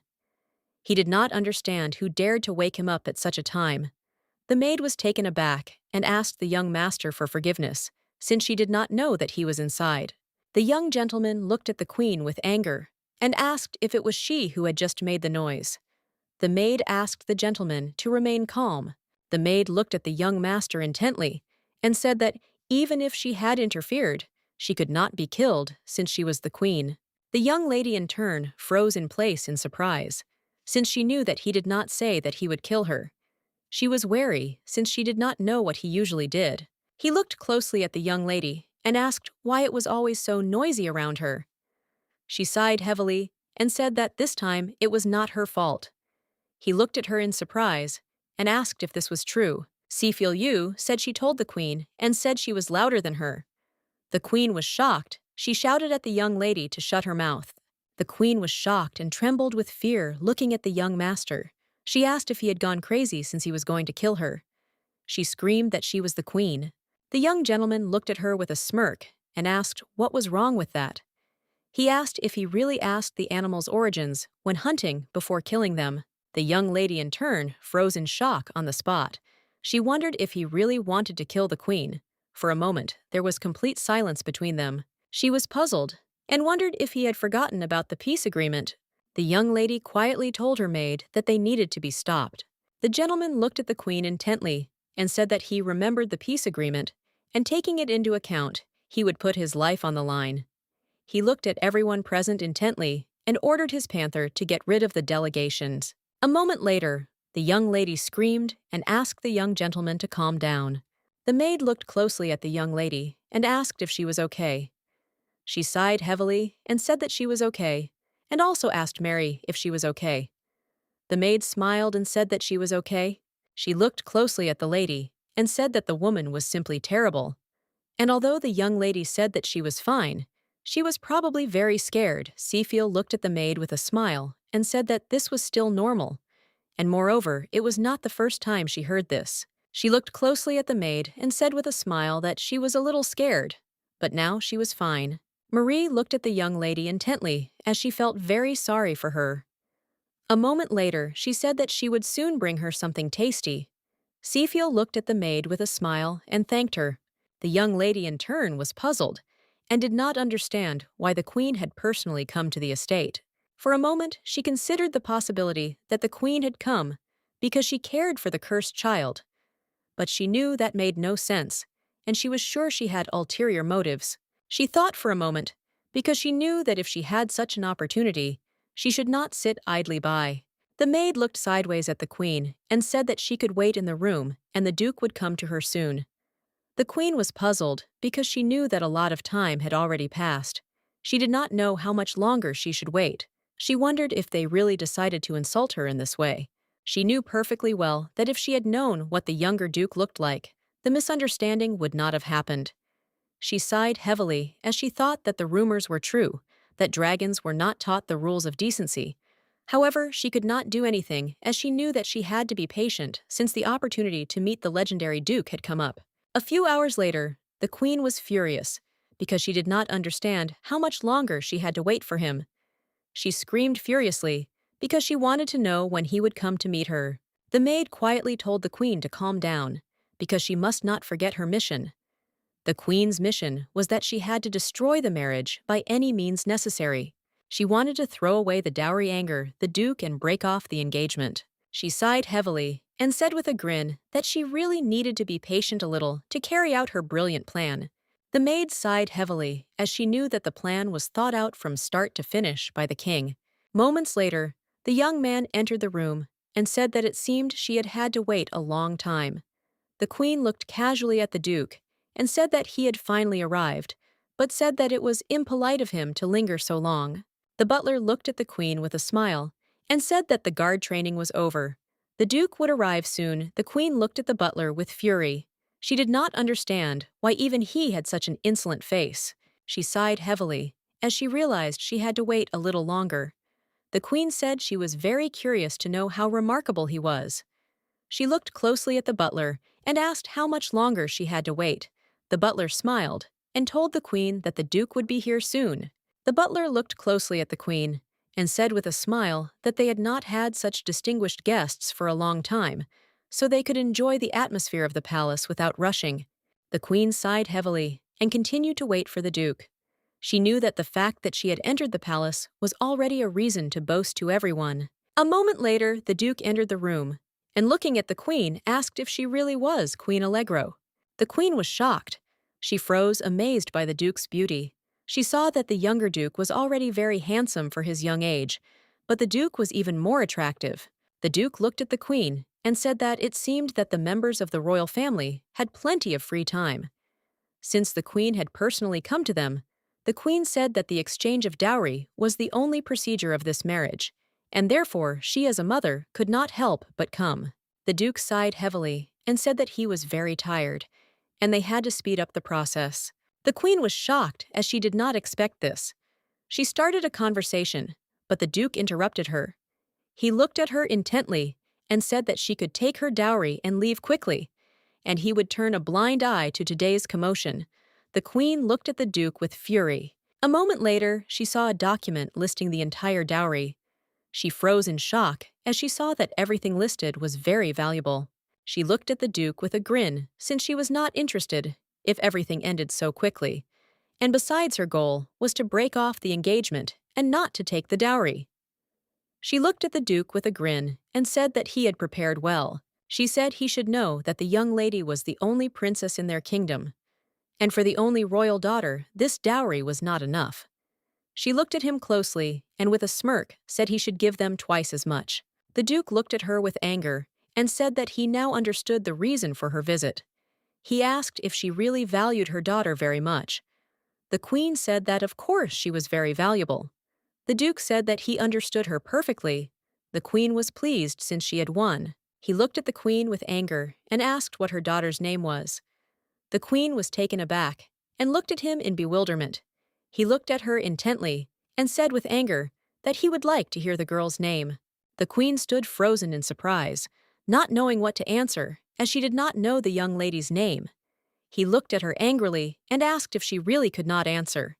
He said that it was simply impossible not to know the name of his beloved daughter. He approached her with a grin and said that she should name her daughter. Then he would triple the dowry. The queen froze. She was puzzled and wondered what the girl's name was. The queen always insulted the young lady and shouted that she was just a damn garbage rat. She froze and wondered if she even had a name. The duke said with contempt that now everything was clear to him. So when the unfortunate letter did not indicate the girl's name, he said that it seemed like they all forgot her name since she was locked up in the dungeon from childhood. He said that she was just an unknown child to them. He looked at the queen with contempt and anger and said that he really hoped that she understood now what he was talking about. He sighed heavily and said that sometimes they people act completely unreasonably. She screamed furiously that she was the queen of the only kingdom, and he should show her respect. The duke looked at her furiously and said that he wanted to make it clear. He said that he only showed respect to those who deserved it, and she was absolutely not that kind of person. The duke said she was very lucky that he was not interested in human affairs. He said she could accept the dowry and just leave. She was furious because she knew she couldn't just back down, or the king would not leave her alone. She looked at the duke with a grin and asked if he really wanted to buy a girl with a dowry now. He looked at her in surprise and asked what she was talking about. She said that if he continues like this, they will be in big trouble since their royal family is historically significant, and they are the only rulers of the royal line. She looked at the duke intently and said that he was partly right, as the dowry was a mere pretext, and she wanted to take their child back. She said that it was such an attachment to the family. The queen said with a grin that after parting, they began to miss her even more. She said that if he needed the girl so much, then he could take her in a few years after they trained her. The butler said that she could also receive a good education in the duke's family. The queen looked at the butler in surprise and asked how she could trust them, since she saw that there was not even a single person in the house who could look after her. She looked closely at those present and asked what they knew about raising a child. The queen said that she saw that the servants treated the child with all honors. She said that if the lady got used to this, it would only get worse. She said that she was going to raise and teach her everything, and after that, send her back. The queen, with a grin, said that if the duke agreed with this, then they could pretend that there was no engagement. The queen, in turn, froze in bewilderment. She did not understand why she was trembling all over. She stared at the duke online, feeling as if the whole world was pressing down on her. The butler looked at the duke intently and asked him to calm down. He said that if the queen was overcome by fear of the dragons, she could die. He refused his master, saying that he was only a lower man, and that he should remember the peace agreement. The duke sighed heavily and said that the queen was not a direct royal descendant, and there was no reason not to kill her. He looked at the queen with fury and said that he was giving her one last chance. He said that she could just take the dowry and disappear from sight, and if she refused, then he would send her home without limbs. The queen was shocked. She learned that it would be better to simply take the dowry and leave while there was still an opportunity. She understood perfectly well that she would not live if she did not do this. She wanted to take what was due to her and run away quickly. She froze looking at the dowry, since the right to extract emerald mines can only be taken by a good person, and the right to the forestry enterprise did not belong to her. The duke looked at the notes in surprise. He looked closely at the butler and asked who wrote these notes. The butler smiled and said that it seemed that the young lady was doing all this. The maid looked closely at the young lady and said that the dowry was something that the adults had agreed upon among themselves. She told the young lady that she was a very good girl and that she should have her documents returned. Safiel looked at the maid with tears in her eyes and said that if she gave up these documents, the duke would be very angry. The duke looked at the young lady in bewilderment and asked why he would be angry. She shouted that if she gave the papers to the queen, it would be dishonest. He looked at her in surprise and asked what she was talking about. The lady screamed, looking at the queen, and said that she was secretly extracting magic stones in Malorando Field. Malorando Field, this is the territory of the duke's family, which is located near the kingdom of Allegro. This land produces the best magical stones on the continent, which are so necessary for all magicians, and their price is comparable to gold bars. The duke looked at the young lady intently and said that if it was true, he would very much like to hear more details. The queen in turn screamed and said that everything was not so, since the girl was a real liar. The queen screamed furiously that the young lady was slandering adults without even having evidence. Cecile looked at the queen in bewilderment and asked why she had no evidence. She looked at the queen and asked if she had really dug the stones with her hands. The butler looked closely at the duke and said that everything was correct, since there were certainly crimes that were used to obtain the stones. The young lady with tears in her eyes said that the queen was now quarreling with her family because of what she had said. She did not know what would happen to her and her younger brothers. She asked for forgiveness for not being able to remain silent, because only bad people do that. The butler thought for a moment and said that the queen's family is located on the only territory that is adjacent to Malaranjo Field. He said that there is a house there belonging to an earl, who is a relative of the queen. The duke looked at his butler in bewilderment. Butler, you in turn said that everything is exactly so, and the count, I am the matchmaker of the Allegro family. The duke was shocked as he realized that the queen's family and the royal family were stealing together. He said that he needed to figure it out as quickly as possible. The young lady was very happy because everything turned out as she planned. A moment later, the duke ordered the queen to be detained. The queen in turn was shocked. She shouted that she was the queen and that they were now provoking a diplomatic conflict. The duke looked at the queen with anger and asked if she really thought that such a trifle could escalate into a war. He sighed heavily and said that he would be very glad if a war began, since they were the first to break the peace agreement. A moment later, the duke cried out and told them to take the queen away quickly. The queen continued to scream for a while. She was furious and said that they could not do this to her. The duke looked hard at the young lady and said that she must come down.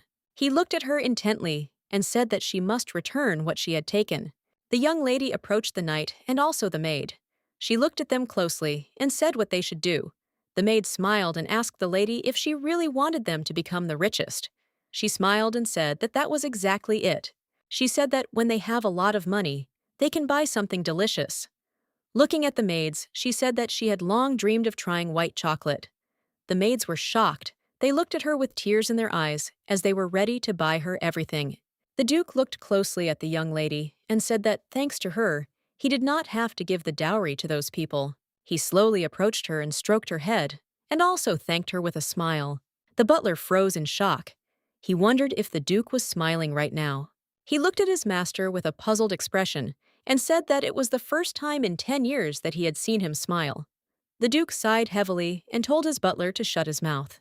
The duke looked intently at the young lady and, lifting her in his arms, said that he would carry her to the room. Leff looked at the gentleman in surprise and asked when he managed to return. The gentleman smiled, and looking after the young lady, said that she looked like a rather unusual child. The young lady, in turn, wondered why a child's body could not control tears, since she had retained memories from a past life. But they were in the body of a child. The maid looked at the young lady closely and said with a smile that she should stop. The young lady smiled and sighed heavily. She said that she was no longer crying. She looked at the duke intently, as she did not understand why he was still in her room. She in turn wondered if it was time for a spanking. The duke looked closely at the young lady and said that he would like to ask her something. He sighed heavily and asked if something had possessed her. He said that Malarando, this is their territory which they do not use. He asked how she knew what she told today. The young lady was taken aback, not knowing what to answer. The young lady in turn was taken aback and said that she had heard the queen chatting about this with her servants. A moment later, she said that she saw a ring on her hand. The duke looked at her in bewilderment. The young lady said that it sparkled so much that it was impossible not to notice. The duke sighed heavily and said that the ring was made of linerite. Linerite is a byproduct that forms during the mining of magical stones. It has no special properties, but is a rare and beautiful substance highly sought after in jewelry. The queen could not resist and made herself a ring, thereby giving herself away. She understood perfectly well that if he had recognized the stone immediately, the matter would have gone much faster. She looked closely at the duke and asked if he was going to send people, since he needed evidence of the illegal extraction. The duke looked at the young lady in surprise and asked why he needed this, since he could have simply interrogated the queen. He said that it would be much easier to get her to confess. The young lady sighed heavily as she looked at the Duke, as she knew that the apple didn't fall far from the tree. The maid looked closely at the young lady and said that it was time for her to go to bed. The maid smiled as she looked at the lady and said that she did not need to worry about anything, as the Duke's family was the best in the world at extracting any information from people. She said with a sly smile that they would shake the whole truth out of the Queen, and they prided themselves on doing everything quickly and efficiently.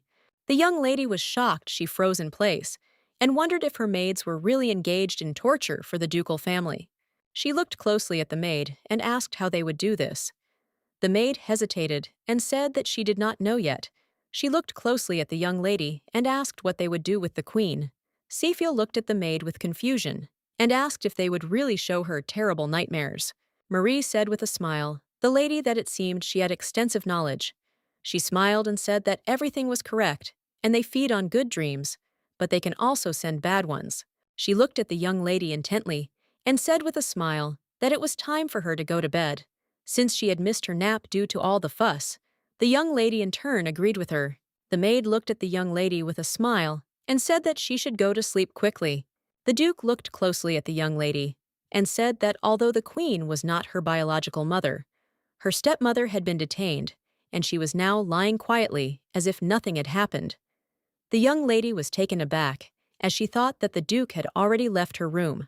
He sighed heavily and said that he could not understand what the child was thinking. He slowly approached her and asked if she didn't love her father and stepmother. The young lady sighed heavily and said that it was exactly like that. He was surprised because he saw that she was telling the truth, and he heard a clear answer from her, even though she was almost asleep. He looked at her intently, asked what she wanted to be. When she grew up, muttering in her sleep, she said that she wanted to become a traitor. The Duke was taken aback looking at the young lady, as he did not expect to hear such a thing at all. She quietly said that she would like to become a traitor to her homeland. The Duke froze in shock on the spot. A moment later, the young lady said that she would like to become a bad daughter. He looked at her in surprise and asked if she really wanted to become a traitor to the kingdom and a bad daughter for her father. He sighed heavily and said that the more he talked to her, the less he understood what was in her head. He sighed heavily because he saw that she was falling asleep. He wished her good night and left. The Duke was shocked because he realized that the young lady disliked her family so much. The butler looked closely at the Duke and asked if he was all right. The Duke looked at the butler with bewilderment and asked what he was talking about. The butler looked warily at the Duke and said that he had a very strange expression on his face. He smiled and, looking at the gentleman, asked if their mistress had really become special to him. The Duke was puzzled and said that there was nothing special about it. He was just interested in watching her now. He sighed heavily and said that she really did look like a raccoon. He looked closely at the butler and asked if they had everything ready. The butler smiled and said that they had everything ready, and the lawyer's license, which he had obtained for fun, had finally come in handy, and the team of lawyers responsible for foreign policy was also awaiting the Duke's order. The Duke said with a grin that after a long break, they were back in business. He said that since the young lady hated her father so much, he should show her how he shed tears. The Queen in turn screamed furiously and demanded to be released immediately. She did not understand how they dared to treat the Queen like that.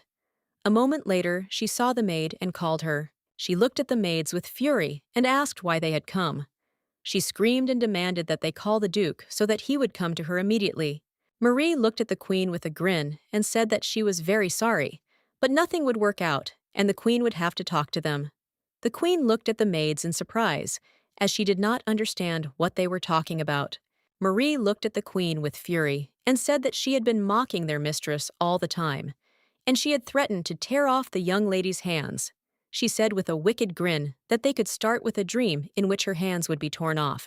She looked at the Queen closely and asked with a grin, "How about a picture of her legs being torn off one by one?" She smiled and said she thought that would be just right. She slowly approached the Queen with a sly grin, said that they would now give her a dream in which all the pain would be felt as if it were real. She said that until now, they had been feeding on the good dreams of the lady, so they would repay her with hellish sensations for all the pain they had caused her. The young lady, in turn, slowly ate delicious cookies. She looked closely at the maid and asked if their queen had really confessed to everything.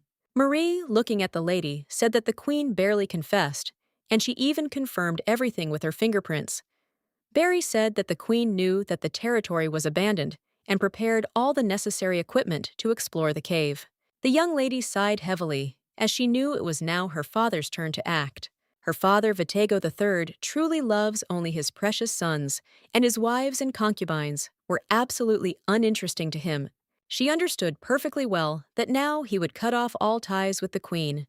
She knew that all she could do was watch, but she in turn wanted to make it so that it would be impossible to get rid of her.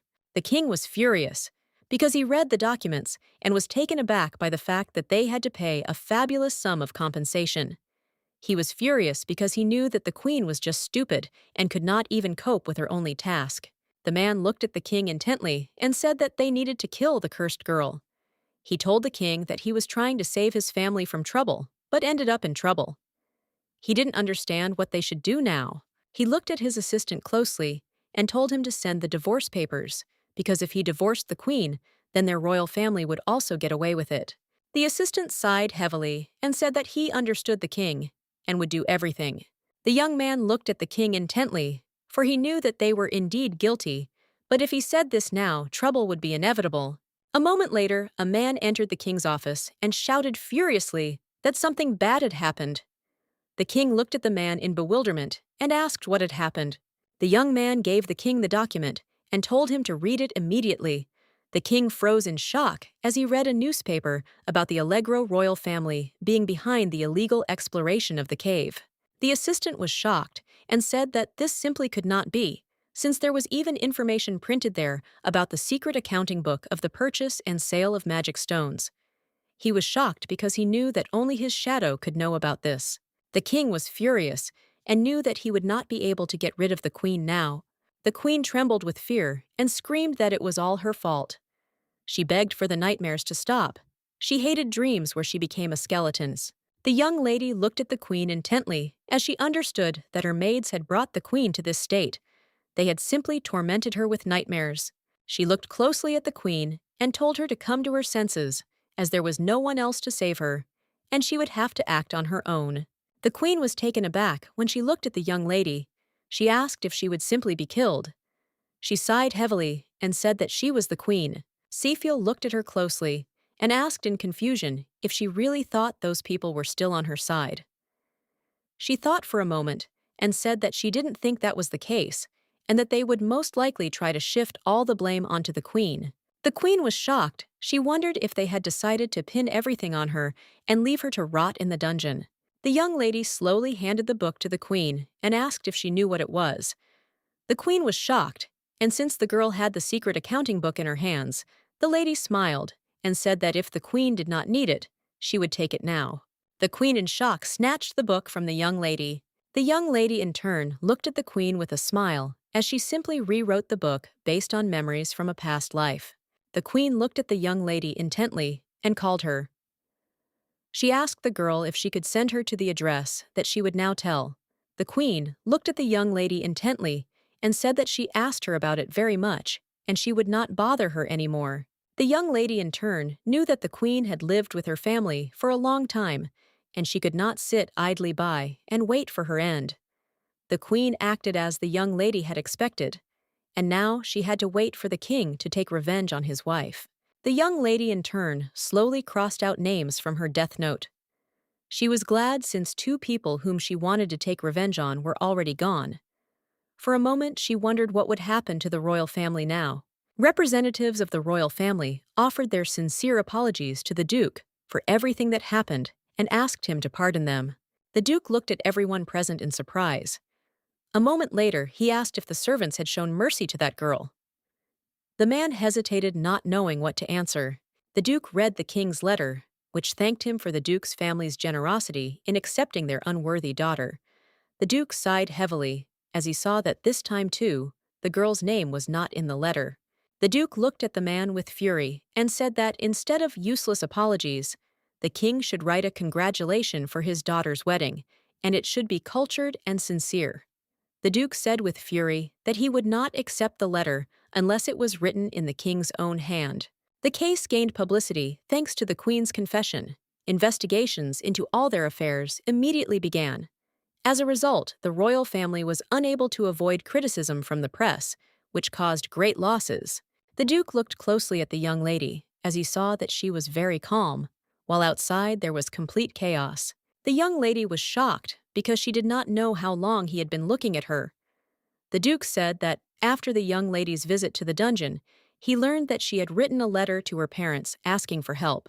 The Duke looked closely at the young lady and said that it seemed to him that she had at least a little hand in this incident. The young lady was taken aback, and looking at the Duke asked what he was talking about. She said that she knew nothing. The Duke sighed heavily, and looking at the lady, said that good children do not lie. She hesitated, not knowing what to answer. She understood that she needed to change the subject immediately. Seafiel looked at him and said with a smile that he looked like a big whale, and compared to him, the others looked like shrimps. She said that if the little shrimps were to fight, then perhaps it would be possible to determine which of them was the worst. The Duke looked at the young lady with a smile on his face. She froze in surprise as she saw that he smiled. He slowly walked closer to her and stroked her head. He said that everything was correct and there was sense in her words. He smiled and said that in that case, he would leave us alone in favor of the special shrimp. She looked at him in surprise and asked if she really was the special shrimp. He looked at her with a smile and said that everything was exactly like that, and she was a good girl, so he would turn a blind eye to this matter. She looked at him in surprise and, sighing heavily, said that she had stolen the dowry and that she had done wrong. The Duke looked at the young lady intently and said that the whole world had turned its back on her, but she continued to look at this world with a smile. He sighed heavily and said that she had been through a lot. He dropped to one knee and, looking at the young lady, said that he would remember her name for a long time. The young lady, in turn, was taken aback. She did not expect to hear such a thing with tears in her eyes. She thanked the Duke. He looked at her intently and said with a smile that she didn't need to cry at all, but after his words, she began to cry even more. The Duke said that she could call him either Duke or Uncle, as she liked, but when she grew up, she would marry his son, and then he would become her father. The young lady looked at him in surprise, as she did not expect to hear such a thing. She looked at him intently and wondered if he would become her father. She was shocked because she could not even dream of such a thing.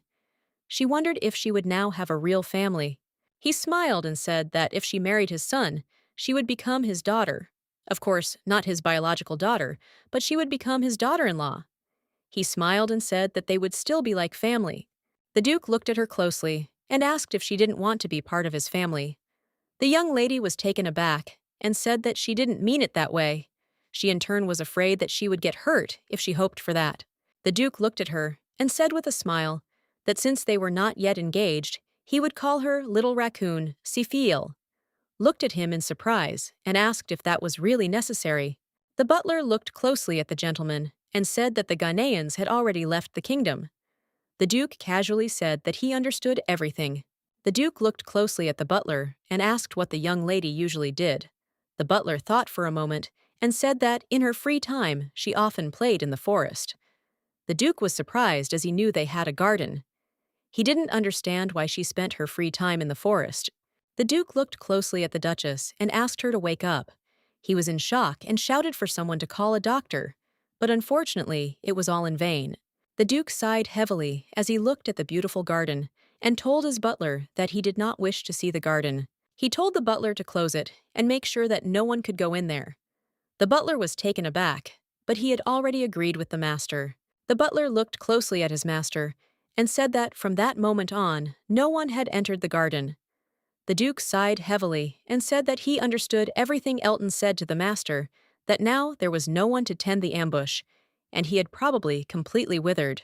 The Duke looked at the butler intently and told him to give the Duchess's garden to the little raccoon. A few days later, the young lady was enjoying the silence in the late Duchess's garden. She was so quiet and calm that she even had difficulty remembering the events of the past weeks. The maid looked at the young lady closely and said that she had really merged with the grass. She asked the young lady to play, but still be careful not to get hurt. The young lady smiled and agreed with her. He looked at the young lady and asked why her cheeks were so red. He looked at her worriedly and asked if she was ill. Seafield looked at the Duke in surprise. She noticed that his clothes were somehow different today. The maid smiled and said that the young lady was fine. She was just very carried away by the games. The lady looked closely at the Duke and asked where he was going. The Duke sighed heavily and said that in connection with recent events, he was thinking of inspecting the territory of their duchy. Since up until now, he had been too indifferent. She asked in surprise when he would return back. The Duke looked at the young lady and said that he would most likely return in a few months, as he still had some business to attend to. She was very surprised, as they had only just met recently. Seafield knew that she would even be somewhat sad that he would be gone for a long time. The Duke looked at the maid and told her to take good care of the young lady. A moment later, the young lady took the Duke by his clothes and asked him to wait a little. She looked at him intently and wished him a good journey. She said that she would miss him, so she asked him to come back soon. The Duke looked at the young lady closely and said with a smile that he would try. She looked at him in surprise and asked if he would not tell the younger Duke that he had left. She said that she had heard that he was very ill. The Duke sighed heavily and looked away. He said that nothing could be done about it, since all dragons had this chronic disease. He sighed and said that his son would handle it perfectly well on his own. The Duke taught his son not to hope for anything, but to rely only on his own strength. He also said that there was no need to love anyone. The young lady sighed heavily as she realized that he did not like anything.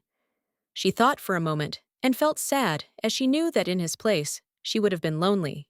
The Duke looked at her closely and said that she would need a personal tutor. She looked at him in bewilderment, not understanding what he was talking about. The Duke sighed heavily and told the young lady that she probably wanted to get a good education.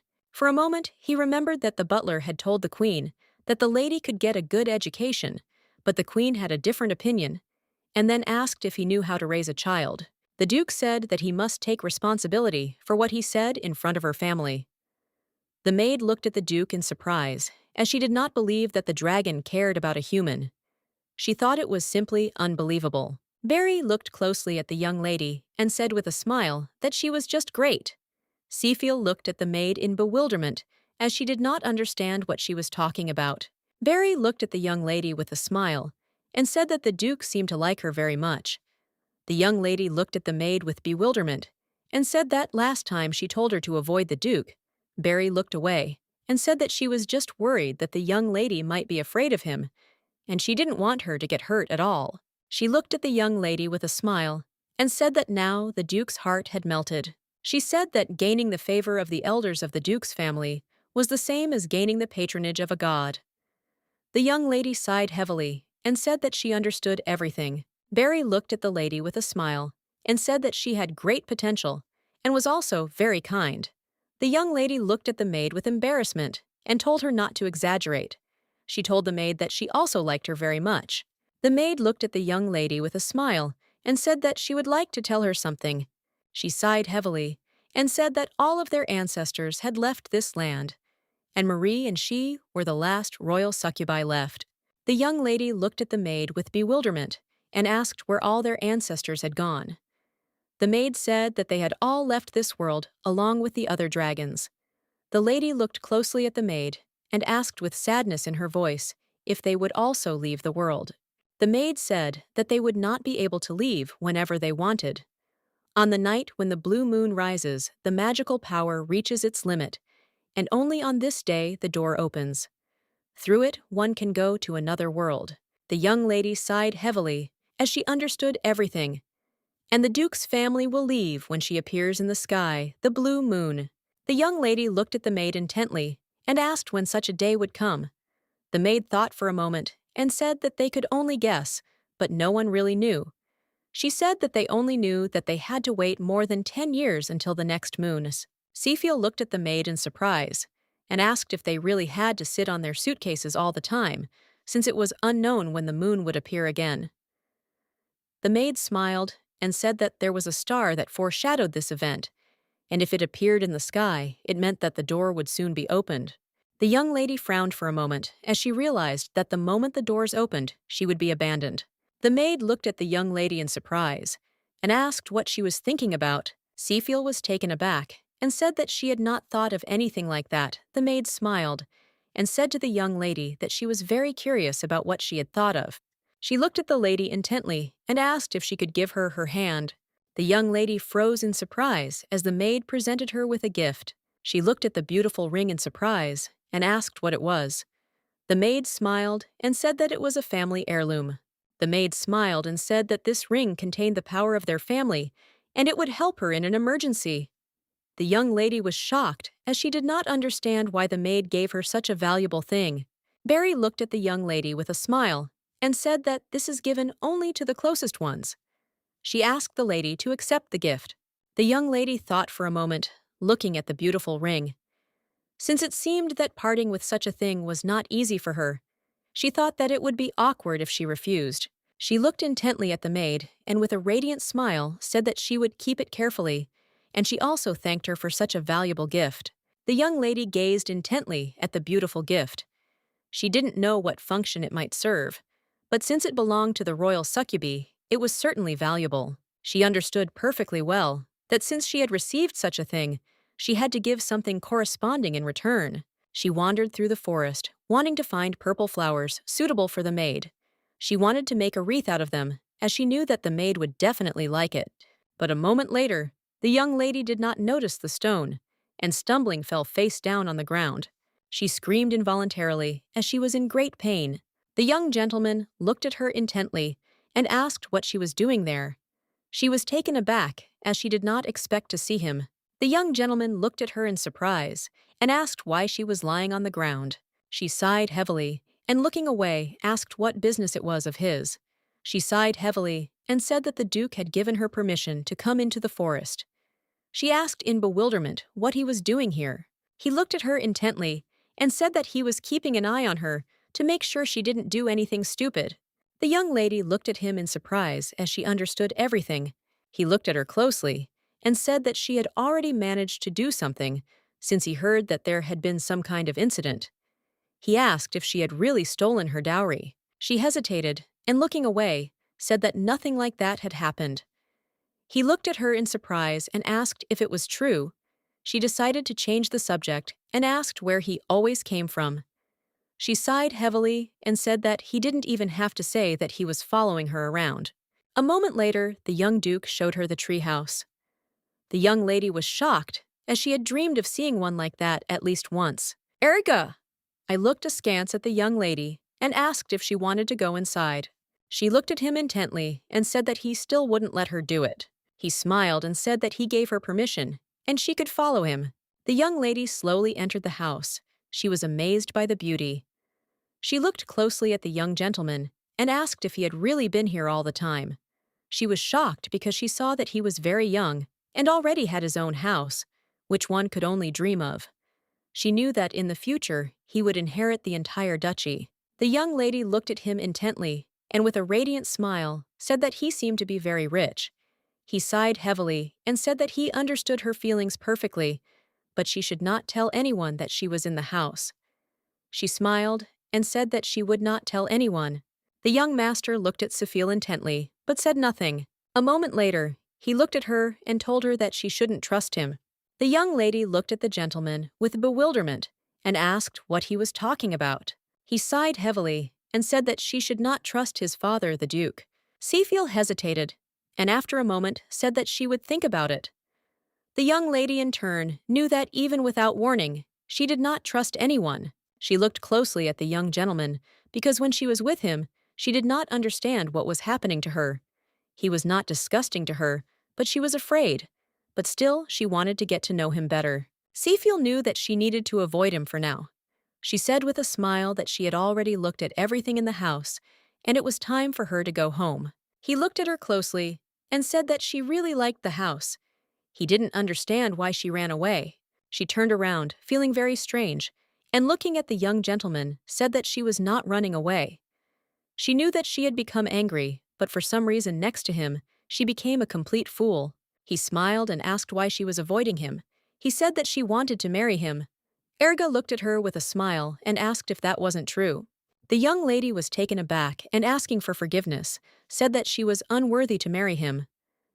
He looked at her in surprise and asked what this meant. She was taken aback, not knowing what to answer. The young lady froze in place. A cold shiver ran through her. She was puzzled and did not know what to answer to this question. A moment later, she cried out that her family was so angry that they couldn't even give her a dowry. She was taken aback and said that it was time for her to go. She turned around and decided to leave the house as quickly as possible. He grabbed her by the dress with lightning speed and said that the dowry was already there. She was taken aback and looked at him in surprise. The young lady asked if he was really talking about her now. Erga S. said that everything was exactly like that, and therefore she should not let herself be offended anymore. She sighed heavily and agreed with him. When after me, he said that she could go. He looked at her intently and said that she should not disturb his sleep anymore. The young lady in turn returned with lightning speed. She was puzzled and embarrassed, because she knew that he was still very strange. The maids were looking for the young lady in a hurry, as they could not find her for a long time. A moment later, they noticed that she was running towards them. Barry looked closely at the young lady and said that they had been looking for her for a very long time. They wanted to know where she had been. Cefilo walked up and excitedly asked what had happened. The maid said that the grandfather of the younger duke, the first head of the family, had arrived. The young lady thought for a moment, as she had read about the head of the family in a book, and the maid had told her a lot about him. Cherno de Remdragon, an adult dragon that is over 300 years old, a hero who destroyed countless demons in the war. He was a legendary creature shrouded in mystery. The young lady thought for a moment, and wondered if he was really in the palace now. She was taken aback, and looking at the maid, asked where she could hide. The maid looked intently at the young mistress, and said that this time she did not need to hide. She sighed heavily and told the young lady that he would very much like to see her. She looked at the maid in surprise, as she did not understand why he wanted to meet her. Some time later, they were sitting in the living room and quietly drinking tea. The young lady looked intently at the first dragon duke. He looked at her closely and, sighing heavily, said that up close she seemed even smaller. He asked if all human children were like that. He asked her name. The young lady, trembling with fear, greeted him and also introduced herself. She wondered if she should have introduced herself with her full name. She knew there was no point in hiding. He looked at her closely and said that he knew that she was a child who came from a royal family. He said that she had a very unusual appearance for a human. White hair and red eyes are the characteristic of the demons that lived in the kingdom. She heard that the first duke hated demons very much. He looked at her intently and said that she was a child with demonic characteristics, and on top of that, she came from the Allegro family. He looked at her with cold fury and said that it was a very interesting combination. She drooped for a moment, as she knew that she just had that appearance, and she was not a demon at all. She knew that he did not need to worry about anything, since she had done nothing wrong. He looked at her closely and said with a smile that he thought that sometimes people like her are born, but she still managed to distinguish herself. He looked at her and said that she recently stabbed the royal family in the back. She looked at him intently and with a smile said that everything was exactly like that. She sighed heavily because she saw that she was lucky since he was not hostile. He smiled and laughed. He said she didn't look like a fake. He said most human children honor their parents. She looked at him intently and said she didn't belong to her parents, so she didn't honor them. She said she belonged to herself. He looked at her in surprise and asked why she was looking at him like that. He asked if he had said something wrong. The young lady looked at him intently and a moment later cried out that he did not look like his grandfather at all. She said that she had heard that he was very old, but she saw that his skin was clear and smooth and his hair was silky. She screamed and said that he was the most handsome man she had ever seen and that he was no grandfather. The man was shocked as he did not expect to hear such a thing. He laughed and said that she was a very straightforward child. He smiled and said that she was not at all like the royal family, for he remembered all the ancestors. The young lady thought for a moment and wondered if it was a compliment from him. She smiled and asked if it was true. He said that they have very strange eyes, so they look either like stupid fish or like wild cats. He looked at her intently and said with a smile that unlike them, she had clear and bright eyes. She looked at him intently, with a smile on her face. He sighed heavily and said that he thought she was very similar to her mother. He asked if she was really as smart as the nth lady. The young lady looked at him intently and said that, unfortunately, she did not know her mother. He looked at her in surprise and asked if she was serious. She knew that people usually felt awkward, but she saw that this did not apply to him. She wondered if he was calm because of his age. He looked at her intently and with a radiant smile asked if she had really said that he looked young. He, with a radiant smile, said that he had lived for many years, but he had never heard such a thing. The butler slowly approached the young lady and called her. Elton quietly said that the gentleman turned 350 years old this year, and for dragons, this is not so old. The young lady was taken aback as she did not expect to hear such a thing. She looked at him intently and said that he looked old. He asked in surprise why that was so. A moment later, she cried out and said that it was because he looked very young for his venerable age. He looked at her closely and said with a smile that she seemed to have no manners. But still, she was very cute. The butler smiled and said that the young lady was still very little. He said that the honesty and hospitality of children could not leave anyone indifferent. He smiled on his face and said that everything was correct, and also asked the butler to continue to raise her properly. The butler looked at the gentleman intently and brought him the mirror he had asked for. He looked at the young lady intently and asked her to come and sit down next to him. He smiled, and looking at the young lady, asked if she could see her reflection in the mirror. She was taken aback and said in surprise that she saw some kind of grandfather in the mirror. She thought for a moment, because she knew that neither of them had been written about in any book. She wondered if dragons could change their faces whenever they wanted. Safiel knew that the ducal family had been in seclusion for a long time, so information about dragons was passed down through legends, but from what she knew, dragons lived for a very long time. To this day, the first duke was still alive. He looked at her closely and asked if he looked older now. She smiled and said that it was exactly like that, and she would remember him like that. Since this was the real appearance of a grandfather, he looked at her and said that she immediately began to call him grandfather. He said that she spoke very well for a child. The young lady was taken aback. She was shocked, wondering if she had addressed him too informally. The butler looked closely at her mistress's dress and said with a smile that she had received the best compliment, since for dragons, a person who speaks well means that she is someone with whom they can have an interesting and useful conversation. The duke smiled and said that of course it was nice that she spoke without concealment, but aristocrats must have appropriate manners. He looked at her intently and said that all people attach special importance to etiquette. A moment later, men entered their room and said that they had everything ready for the meeting, and the specialists from the trade organization had already arrived. The duke sighed heavily and said that he understood everything. The butler glanced sideways at the young lady and quietly said that the gentleman was interested in entrepreneurship. She thought for a moment, as she thought she had heard something from the maid recently. She asked the maid with interest why the duke was training with a sword, since she knew that he was a dragon and could easily defeat everyone. And she noticed that he often went away to train. The maid smiled and said that this was a very good question. She looked closely at her lady's legs and said that she must know that dragons live for a very long time. She said that she didn't know about demons, but an ordinary animal couldn't kill a dragon. However, in very rare cases due to depression or loss of strength, a dragon can die very early. And to prevent this from happening, dragons need a hobby that will help them cope with this. Safiel knew that the duke had chosen sword training as his hobby, and his ultimate goal is to take first place and become the best swordsman in the entire world. And the Information Guild of the Alliance of States regularly updates the ranking in each of the areas. The maid smiled and said that the dragon does not use his strength in competitions with people. The young lady smiled and said that he is very conscientious. She knew that with the help of its power, the dragon changes its appearance, and therefore people do not even recognize it. She remembered that in the legends, it was said that the first duke runs a trading organization. She wondered where she was. The man slowly handed over the contract for the last investment. The young lady watched them closely. She was very curious, but she saw nothing.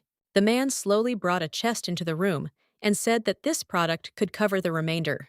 The young lady froze in shock as she saw a whole chest of diamonds. She froze looking at the chest as she saw that there was a symbol of a golden dragon. She knew that this symbol meant defeat. And this was a typical example of how very rich people lost their money due to poor investments. One expert said that this organization has a lot of money, but they have a tendency to make strange investments.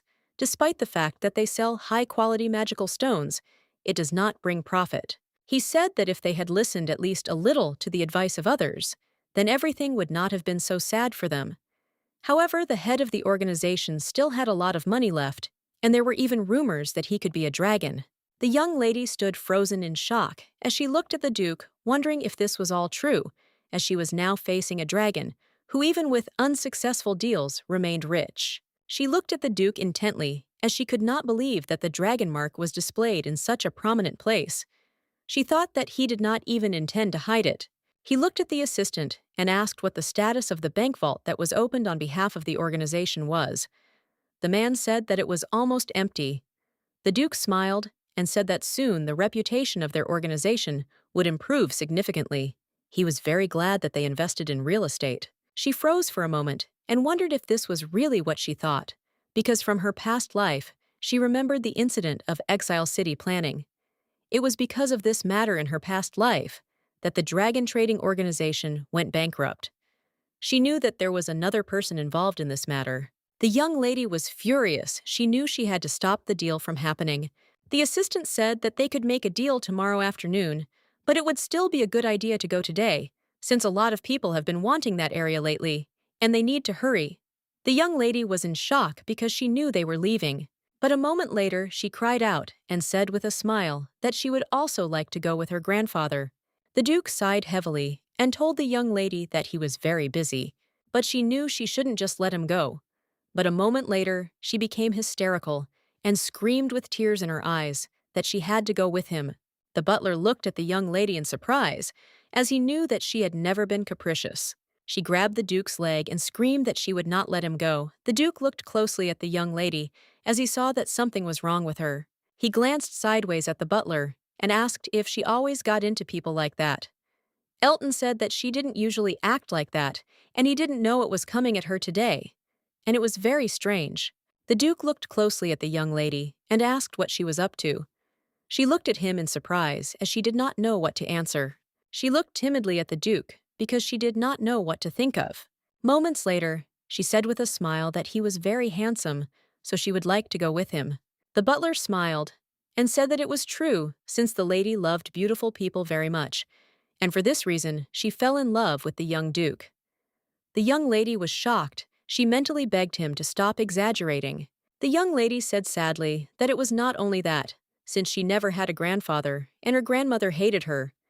With tears in her eyes, she said that she just thought that this time she had a real grandfather, but he was already quickly leaving. The Duke sighed heavily and told the young lady to calm down and not cry. He looked at her intently and asked if she was really saying now that he was like a grandfather to her. She looked at him intently and with shining eyes said that everything was exactly like that, since she dreamed of a kind, gentle, and cool grandfather. He looked at her intently with a smile on his face, and since she seemed to him just like an unpredictable child, he asked if she knew where he would take her. She looked at him intently with a smile on her face, and since she saw that her plan had come true, and the corners of his lips involuntarily rose, he looked at her with a smile and said that she could go with him. The butler was shocked. Looking at the gentleman, he asked if he would really take the young lady with him. The Duke looked at the butler in bewilderment and asked why he should lie. He told him to pack things quickly for the young lady. The young lady looked closely at the Duke, as she knew that everything only begins upon arrival. She knew that she had to try and prevent this scam. She was glad as everything had started very well. She wished them a safe journey, with a smile. She knew that they would pass through one city, and on the way, she should see the gate. She sighed heavily since the road was very long. She saw that the foundation of the city was in full swing. She knew that this was a very high-profile case, the incident of which took up several whole pages in the newspapers, a major fraud, after which the Duke became a laughingstock for all people. This all happened under the name of the Golden Dragon Trading Organization, so the reputation of the Duke's family was not damaged. She looked closely at all the people present and wondered if they were all just putting on an act right now. The young lady knew that the scam was related to real estate development. The targets of the scam were mostly elderly people. They were sold plots of land that had no value. They were told that the land was very fertile and perfect for land ownership. They said that the land would be developed. Behind the flattering words and promises, in reality, there was a wasteland. She saw that now her grandfather was standing in front of her, who had fallen for this lie. Moreover, this fraud was completely unusual, because it was a case where the entire city was sold out by deception. The young man greeted the young lady with a smile. In the new city, the young lady looked at the young man closely, as she understood that the Duke's men were everywhere. The Duke looked closely at the young man and asked if he could inform him again. Noel said with a smile that Mutra-E is a small rural village. He looked into the distance and said that for now, it was still a village. But soon everything would change since a gate had been discovered there. The young lady looked at the young man intently and asked what he was talking about. He looked at her in surprise and asked if this was her first time riding through the gate. The Duke smiled and said that this was a very good opportunity for the young lady. He looked at the young man and asked him to tell her more about it. He said that it would not be a bad idea if she knew about owning a business in advance. He smiled and said that he understood everything and would tell her everything now. Free City of Ballin, the Blessed Land, which is connected by gates to 3 states and can be considered the capital of the alliance of 4 states, which is also a trade center. Noel looked at the young lady closely and said that this was the reason why the price of land in the city was very high. The young lady looked at him closely and asked if this was true. He said that, although it was a small town, there was a constant flow of money and people. Many people wanted to live in the capital, but there was not enough land. Even the most noble people wanted to buy a house in the city. He said that, after the gates were opened in the city, the village was planned to be made a residential area of the city, and people who worked in the city could live there, or those who could not afford to buy a house in the city. The young lady was amazed, as she understood that this was a plan for a new city. She looked at those present with an admiring smile and said that it was simply incredible. She knew that everything could have been exactly like this, if it weren't for the lies she told them all. The Duke looked closely at his subordinate and thanked him for explaining everything in simple terms. He looked closely at the young lady and said with a smile that they could take a walk around the village. They walked for a long time and looked at different places in the village and also asked local residents about everything. They also met farmers and talked to them, but suddenly they witnessed an incident. The man was shouting angrily because he wanted to know when they would open, since he had been waiting since the morning. The lady looked at everyone present in surprise, since she did not understand why they had all gathered there. She noticed that they had gathered near the real estate office. The man shouted angrily and demanded to see what he had bought.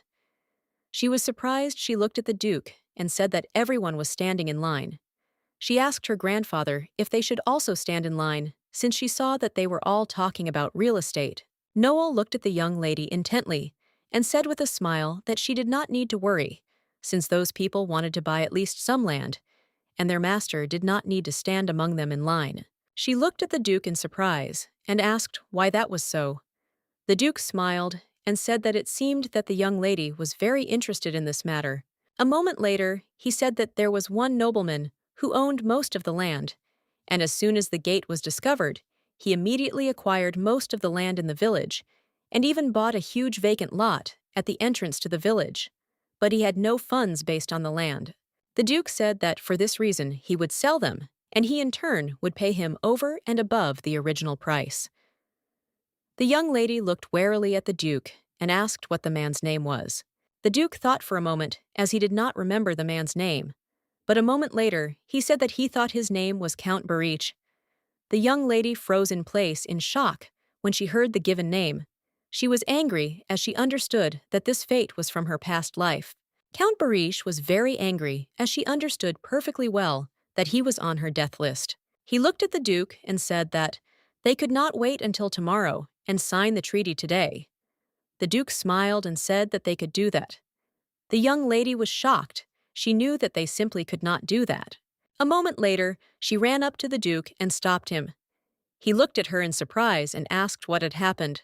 She looked intently at the Duke and said that she was very hungry. Noel looked closely at the young lady and said that small children usually had early dinners, and that fasting at that age was bad for their health.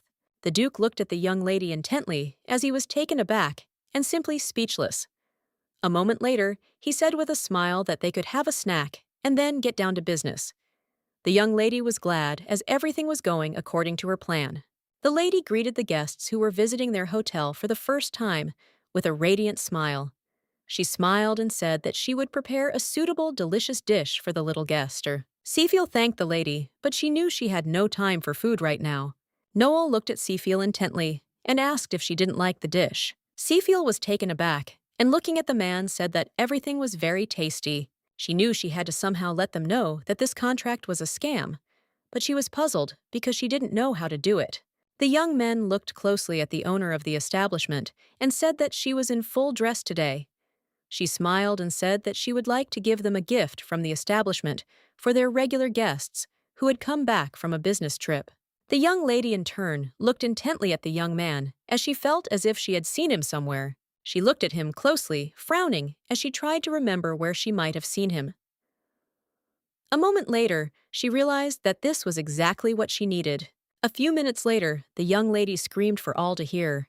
The Duke was taken aback, and looking at the young lady, he asked why she suddenly started crying. He did not understand what had happened to her. She was trembling, and with tears in her eyes, called for her grandfather. She looked intently at the man sitting at the next table and screamed that he was a ghost. The Duke looked at the man in bewilderment and asked what she was talking about. The young lady in turn screamed that she was very scared and that they needed to leave quickly. Everyone present looked intently at the young man who was sitting at the next table. They did not understand what was happening and why there was suddenly such a noise. She said looking at the man that he was a ghost that was always haunting them. She said that first he was at the farm, and then he was standing at the real estate office and he was very angry. She screamed that now he came here and he was haunting them. The young lady screamed that she was sure the man was just a ghost. She looked closely at the Duke as she knew that he was a very smart dragon and would be able to guess that the man was just an actor. He looked at the young lady hard and asked if she was really saying that one day he was a farmer, and then he was one of those who made a fuss at the real estate office, and now he was the one who came back from a trip. The Duke looked angrily at the young man who sat quietly. He said that this was very suspicious. The young man screamed and rose up with the speed of lightning. The young lady was shocked. She looked intently at the young man and screamed that he was running away. The Duke looked at his assistant and told him to grab the man. A few minutes later, the men were sitting tied up in the utility room. The Duke looked closely at the men and said that because of their different clothes, he did not immediately recognize them. He said that he noticed, however, that for a farmer, his hands were too neat and smooth. The Duke with rage leaned closer to the man and asked why he changed into different images and watched them. The man, in turn, screamed because he was in pain. The Duke looked at the other man with a gray expression and said that the boy had run away with him, and it turned out that they were in cahoots. The young lady looked at the Duke intently and said that the inn had a strange kitchen. He looked at her in surprise as he did not understand what she was talking about. Moments later, he looked at the young lady in bewilderment and asked if she hadn't been crying a few minutes ago. The young lady in turn was just pretending to cry. She looked at the Duke intently and said, "Everything is fine now." She thought for a moment and said that it was very cold in the kitchen. She looked intently at the Duke and said that they had a gentleman in the kitchen. The cook was always cooking something delicious, and it was always warm and cozy there. But here everything was very clean and cool, and it was very surprising. Noel looked at the Duke intently and said that it was true since he checked everything, and it turned out that all the kitchen utensils had never been used. The young lady thought for a moment and said that everything was as good as new. The Duke sighed heavily and said that it seemed that everything was indeed just like that. He said that in such an old hotel, no matter how much the cook worked, there would have been soot on the walls, the smell of food and rusty pots. The Duke looked angrily at the young man who was sitting next to him tied up. He said that the hotel was suspiciously clean. He read the document and it said that the hotel had opened 10 years ago, but he could not believe that it was such an old dining room. The Duke looked at the young people with fury and asked how they had the audacity to lie to him. The lady thought for a moment, and looking at the Duke, asked if it was really possible that everyone in the village was a ghost. She asked if it really meant that this was a ghost village. The Duke sighed heavily and said that he was sure that there were a lot of people here who had lied to them. He looked closely at his assistant and asked if that was really the case. The Duke looked at the young men with fury and said that it was not a problem because he could beat the whole truth out of them. He looked at them intently and told his assistant to take her away from the lady in reality, since now there would be a spectacle that should not be seen by minors. The young people looked at the Duke with caution and fear. Some time later, the young man confessed that they were actors. He said that they were sent from the Thieves' Guild. Another man said that in the Free City, many people do this kind of thing. He said that they were told that they needed to pretend for a while and live in the village like the local people. He said that they were taught everything in the basement of that real estate office. The young lady looked closely at the young men as she thought that they were new to the guild, since they confessed everything so quickly. A fraudulent scheme that involved populating an abandoned village with fake residents, namely actors from the Thieves' Guild, in order to create the appearance of a vibrant, successful village. The Duke looked sharply at his assistant and said that they needed to sort this all out as soon as possible. The young lady looked at the Duke intently and said with a smile that she would also like to go with him. He looked at her in surprise as he did not expect to hear such a thing. He asked if she knew what he was going to do. She looked at him with a radiant smile and said that she knew since he was going to punish the bad people. She smiled and said that she would go with him in order to protect him. She knew that the swindler was no pushover either, so she couldn't send her grandfather alone. Noel looked at the gentleman intently and asked if it wouldn't be better if the young lady stayed with him at the inn. He said that he just didn't think that this trip would have a positive effect on the young lady's psyche. Safiel Z froze in place. She expected a good verdict. The Duke sighed heavily and said that he would take the lady with him. He said that no matter how small she was, her merits should not be ignored, because she was the first to suspect something was wrong in this village. He looked closely at the young lady and said that everything would be fine. He came back and said that she had become the child of their family, so they needed to raise her strong. The young lady looked closely at the Duke. She was glad that he agreed with her, and she was also pleased to hear such things from him. In order to clarify everything properly, sometime later, they arrived at the real estate office. The young lady looked closely at the Duke and said that it was locked. She did not understand how they would get in. The Duke looked at his subordinate and told him to open the door. The young man smiled and said that it took longer than usual as his hands were unaccustomed to such work. The young lady looked at him in surprise, as he did everything very quickly. The Duke looked at the lady intently and told her to be quieter. He said that she should follow him, but she should do it very quietly so that the sound of her shoes would not be heard. She looked at him intently and said that she understood everything, and in that case, she would go barefoot. The young man looked after them intently. He hoped that they would get there safely. A moment later, the Duke stopped and said that they had arrived. He said that the sound was coming from the next room. The young lady in turn was taken aback and accidentally collided with the Duke. She did not expect him to stop so quickly. The Duke froze for a moment as he heard the people in the room talking, drinking to the successful signing of the treaty tomorrow. They were happy because another similar contract was coming into their hands. They wanted to seize the moment. The young lady looked closely at the young man. She saw his cheeky smile, his cute but somehow strangely cold face. Number 9 in the young lady's death note was a count. She knew his real name was Felix de Allegro. The second man in the royal family, her damn uncle! He said with a satisfied grin that things were going very smoothly. The young man glanced sideways at the count and congratulated him in advance on his successful completion.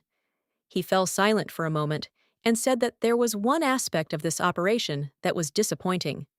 The count looked at him in surprise and asked what he was talking about. He said that since this was a real estate transaction, in order to receive a large sum, they would have to wait for the balance to be paid off. The money turnover was a little slow. The count smiled and told the gentleman to be a little patient, since the money would come to them eventually. The count smiled and said that he simply could not express how grateful he was to that stupid idiot. Everyone looked at the Count and said that he was right. Since it was all thanks to them, he smiled and said that nevertheless, this operation was a success, thanks to Mr. Barish. The Count said that it was all true, since in particular, thanks to a particularly large catch, he managed to cover a large sum of money that needed to be paid to the Thieves' Guild. He smiled and said that he couldn't even believe that everything was so simple. The young lady was furious because she understood that now her uncle was talking about her grandfather. The young man looked at the Count intently and said with a smile that his skills as a swindler were simply outstanding. The young lady saw that her grandfather was now very angry. The Duke looked at everyone present and said with a smile that they could look at the contract for the land they had recently sold. The young man smiled and said they could do that, as there were indeed many idiots who had signed those contracts. They didn't even realize that it was just useless wasteland. Seafiel looked closely at the Duke as she understood the reason for his anger. They said that, to be from a noble family, you need to have at least one vile uncle or aunt, and the Count has no equal among the most vile relatives. The Count, in turn, was involved in real estate fraud, stock manipulation, and even buying and selling contraband. He committed all sorts of atrocities because he had enough money to maintain his dignity and because he felt inferior to others. In short, he is truly an immoral person. In a few years, he will commit even more serious operations, fraud with investments in government projects.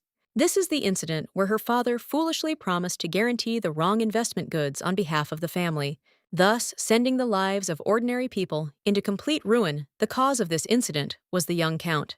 In her past life, when she was in prison and couldn't do anything, Seafiel knew she simply couldn't stand by and watch innocent people suffer. The young lady was furious, as she knew perfectly well that people like him deserved to be punished to the fullest extent. She knew perfectly well that he could not even imagine that the person he was trying to rob turned out to be a dragon. The Duke looked intently at the young lady as she called him softly. He looked at her intently, as if her gaze was saying that this swindler needed to be punished.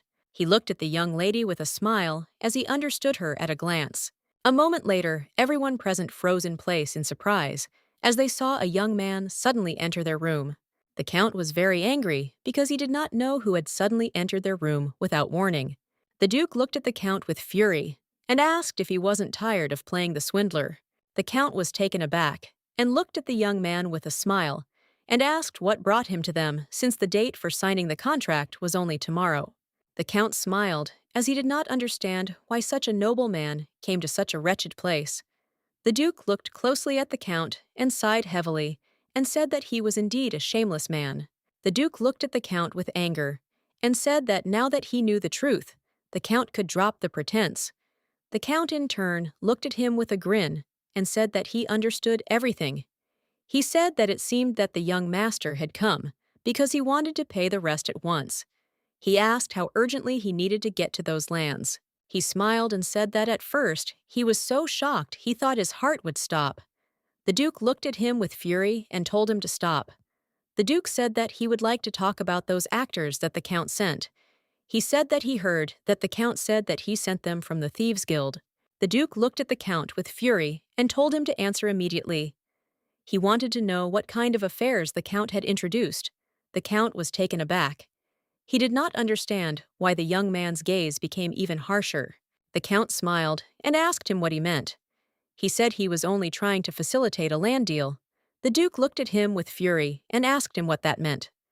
The Count said he was offering him something he didn't have. Only that would be a lie.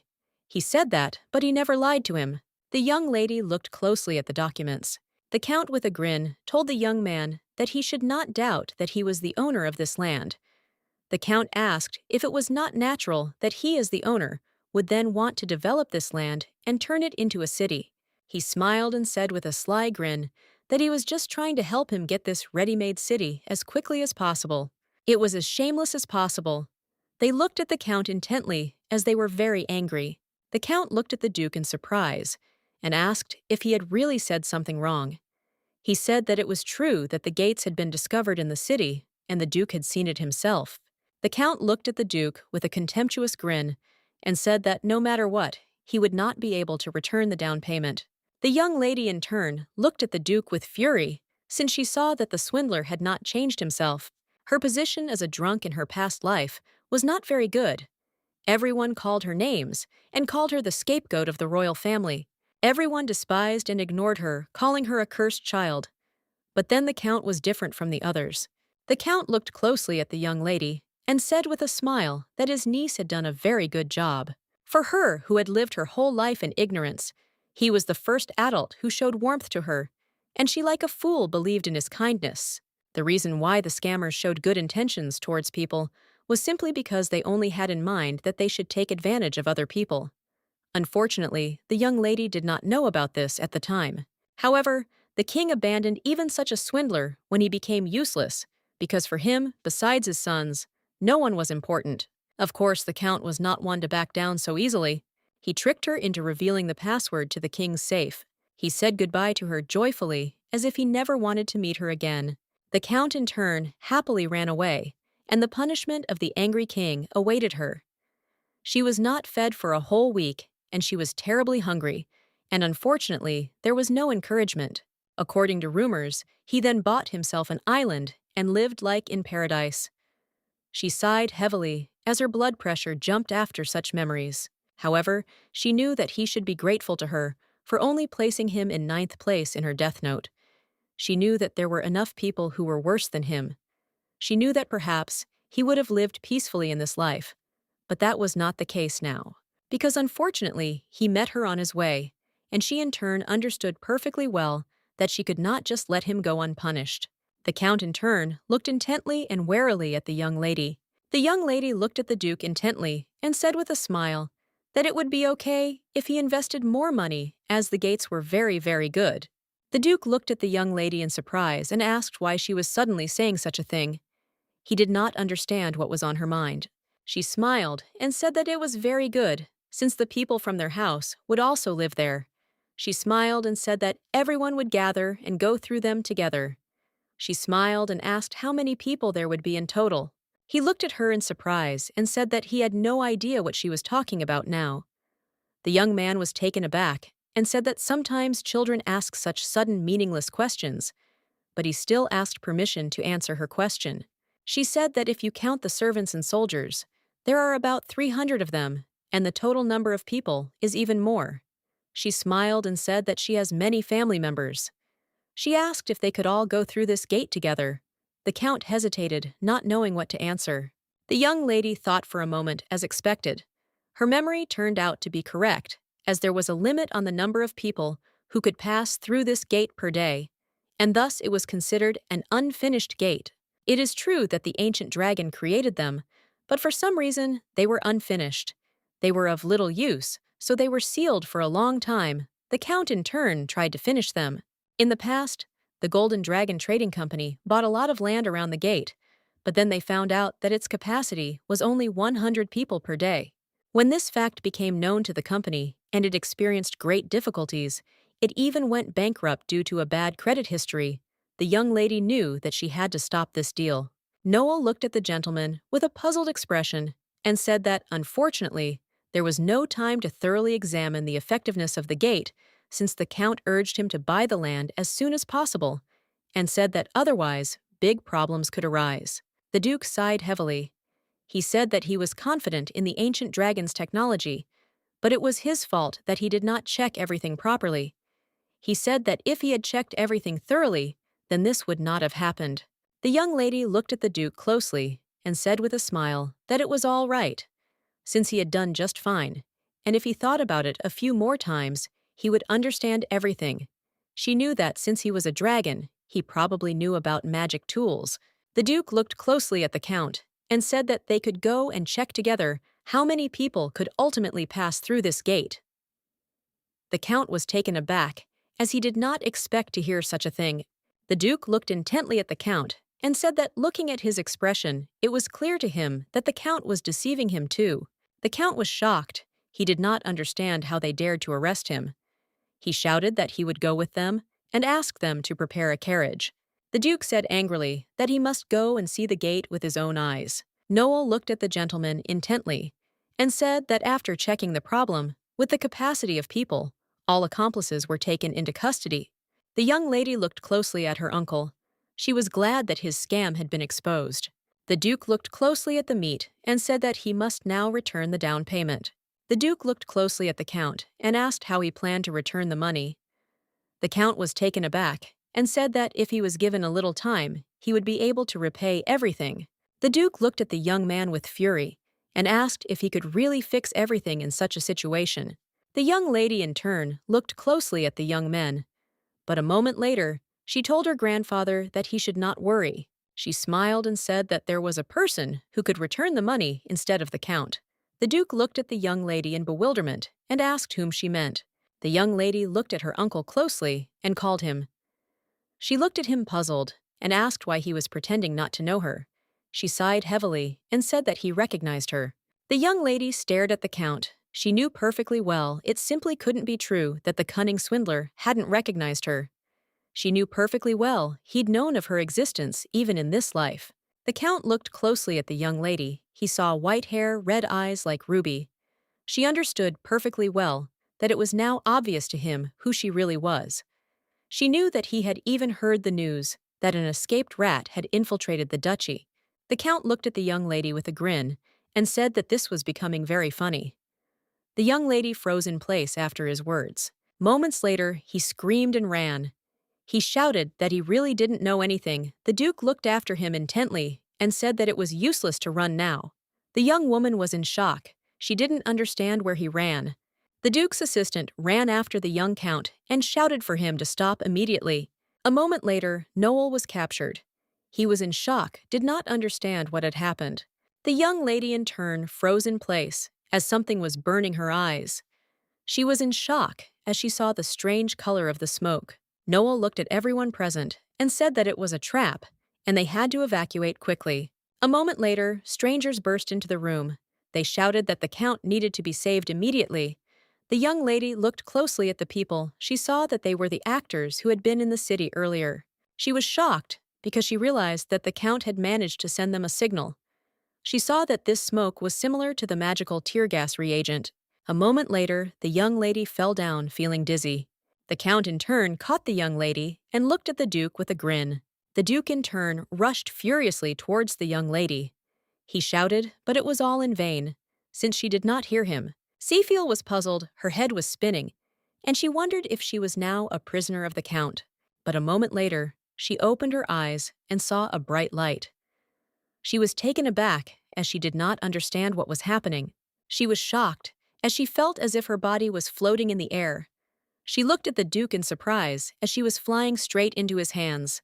The Duke looked closely at the young lady and said with a smile that everything was fine now, and she had no need to worry. The Count was in shock. He shouted that it was simply impossible. He was puzzled and did not understand how the smoke was able to gradually disappear. The Duke looked at the Count with fury and asked if he was ready to suffer the punishment he deserved.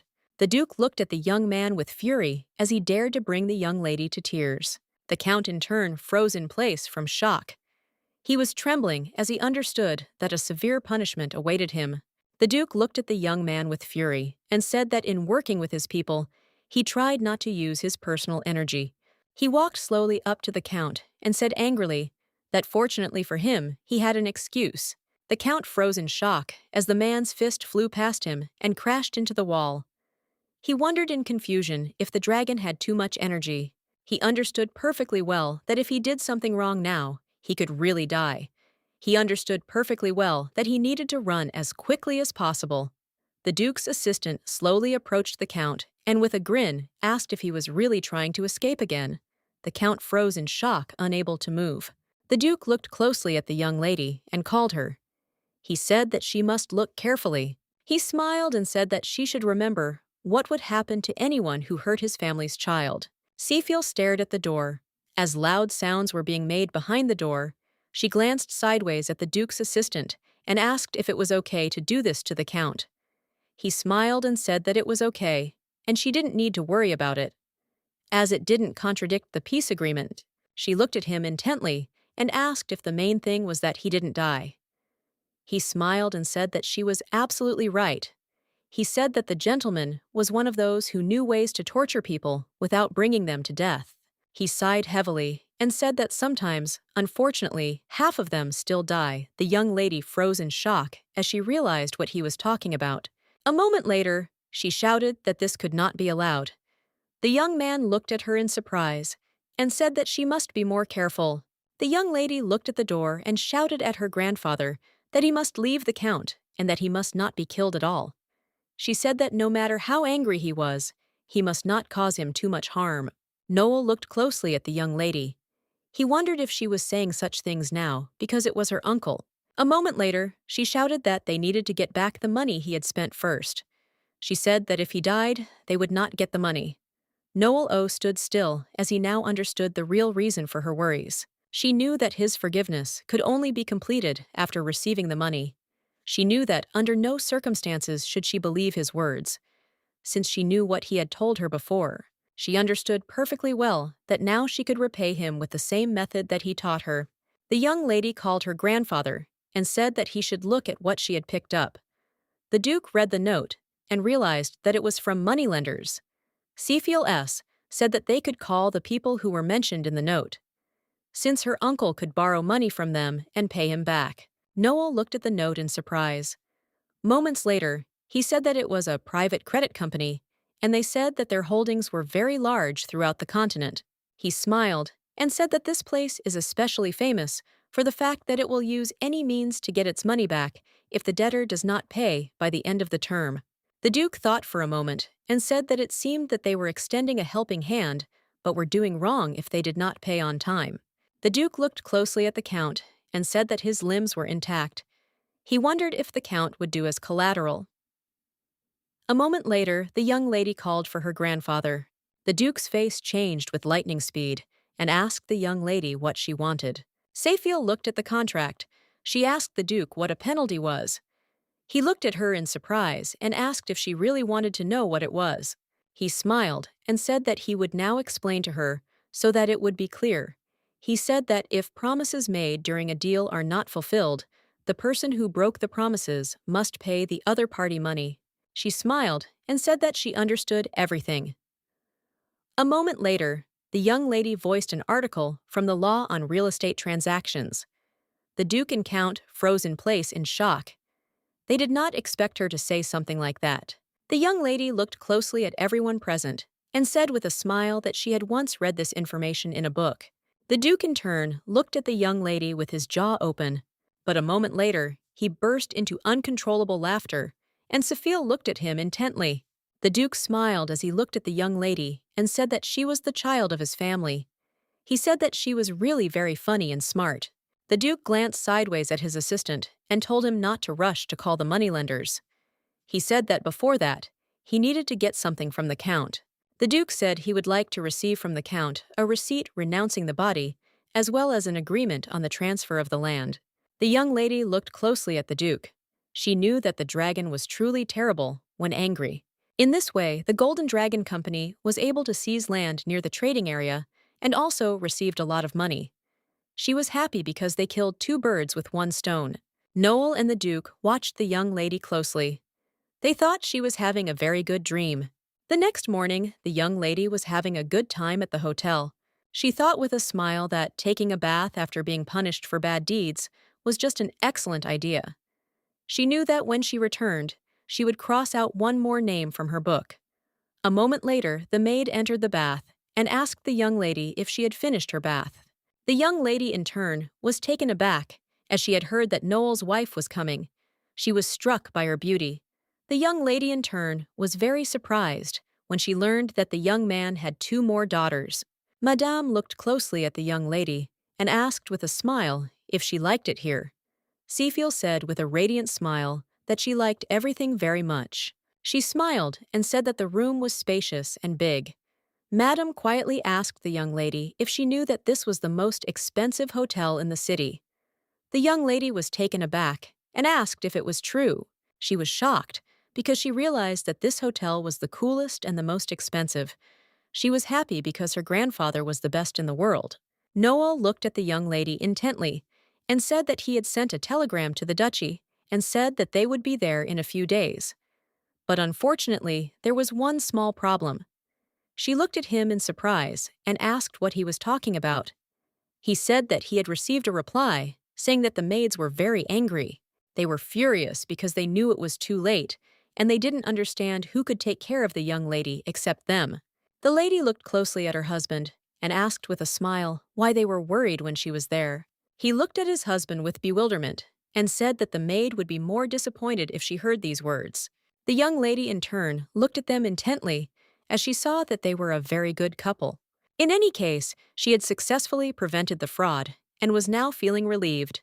The Duke looked closely at the young lady and called her. Seafiel looked at the Duke in surprise, as she did not understand why he was calling her. A moment later, she froze in place in shock as she saw many gifts. Noel looked at the Duke in surprise and asked where all the gifts were from. The Duke looked away and said that he had brought them all. The young lady in turn froze in shock on the spot. The Duke said that he was passing by the shop and remembered the young lady, and for this reason he bought all this. The young lady froze in surprise. She wondered if he was just passing by. She looked closely at the gifts and said, "From the packaging onwards, they are all very beautiful." The Duke said sheepishly that he could buy her many more such gifts.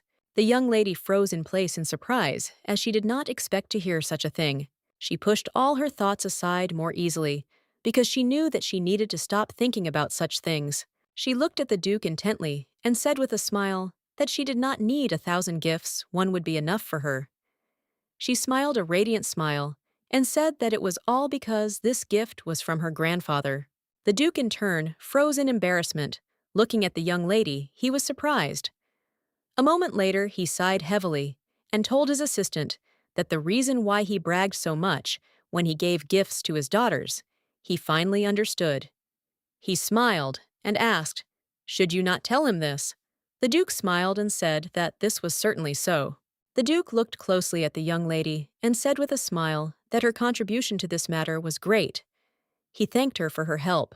The young lady froze for a moment, as it was the first time she had received such a compliment. She knew it was too late to act stupid and childish. She smiled and said that she was a genius, and she was simply stating the obvious. For a moment, there was a dead silence in P's room. She froze in surprise and wondered what the reaction was. She was worried that such an answer would not suit them. She hoped someone would say something now. The Duke looked at the young lady closely and said with a smile that it was all true, and she was right, for he had heard the butler talk endlessly about the young lady being a child prodigy, and even he thought she was gifted. He smiled and said that he was the new child of their family. Certainly he should be. A moment later, the young lady became embarrassed. The young man looked closely at everyone present and said with a smile that it was time for a meal. The Duke smiled and said that this was the end of the praise and that they needed to have a snack. She smiled and agreed with him. Seafiel froze in place in surprise, as she had only heard about the Free City's elite restaurant before. The young lady was very happy, as she understood that she had met to her fill.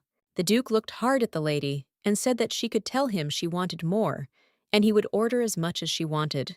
The young lady looked at him in surprise, as she did not expect to hear such a thing. Moments later, she asked why he had not touched his food. She sighed heavily and said that his expression was sad.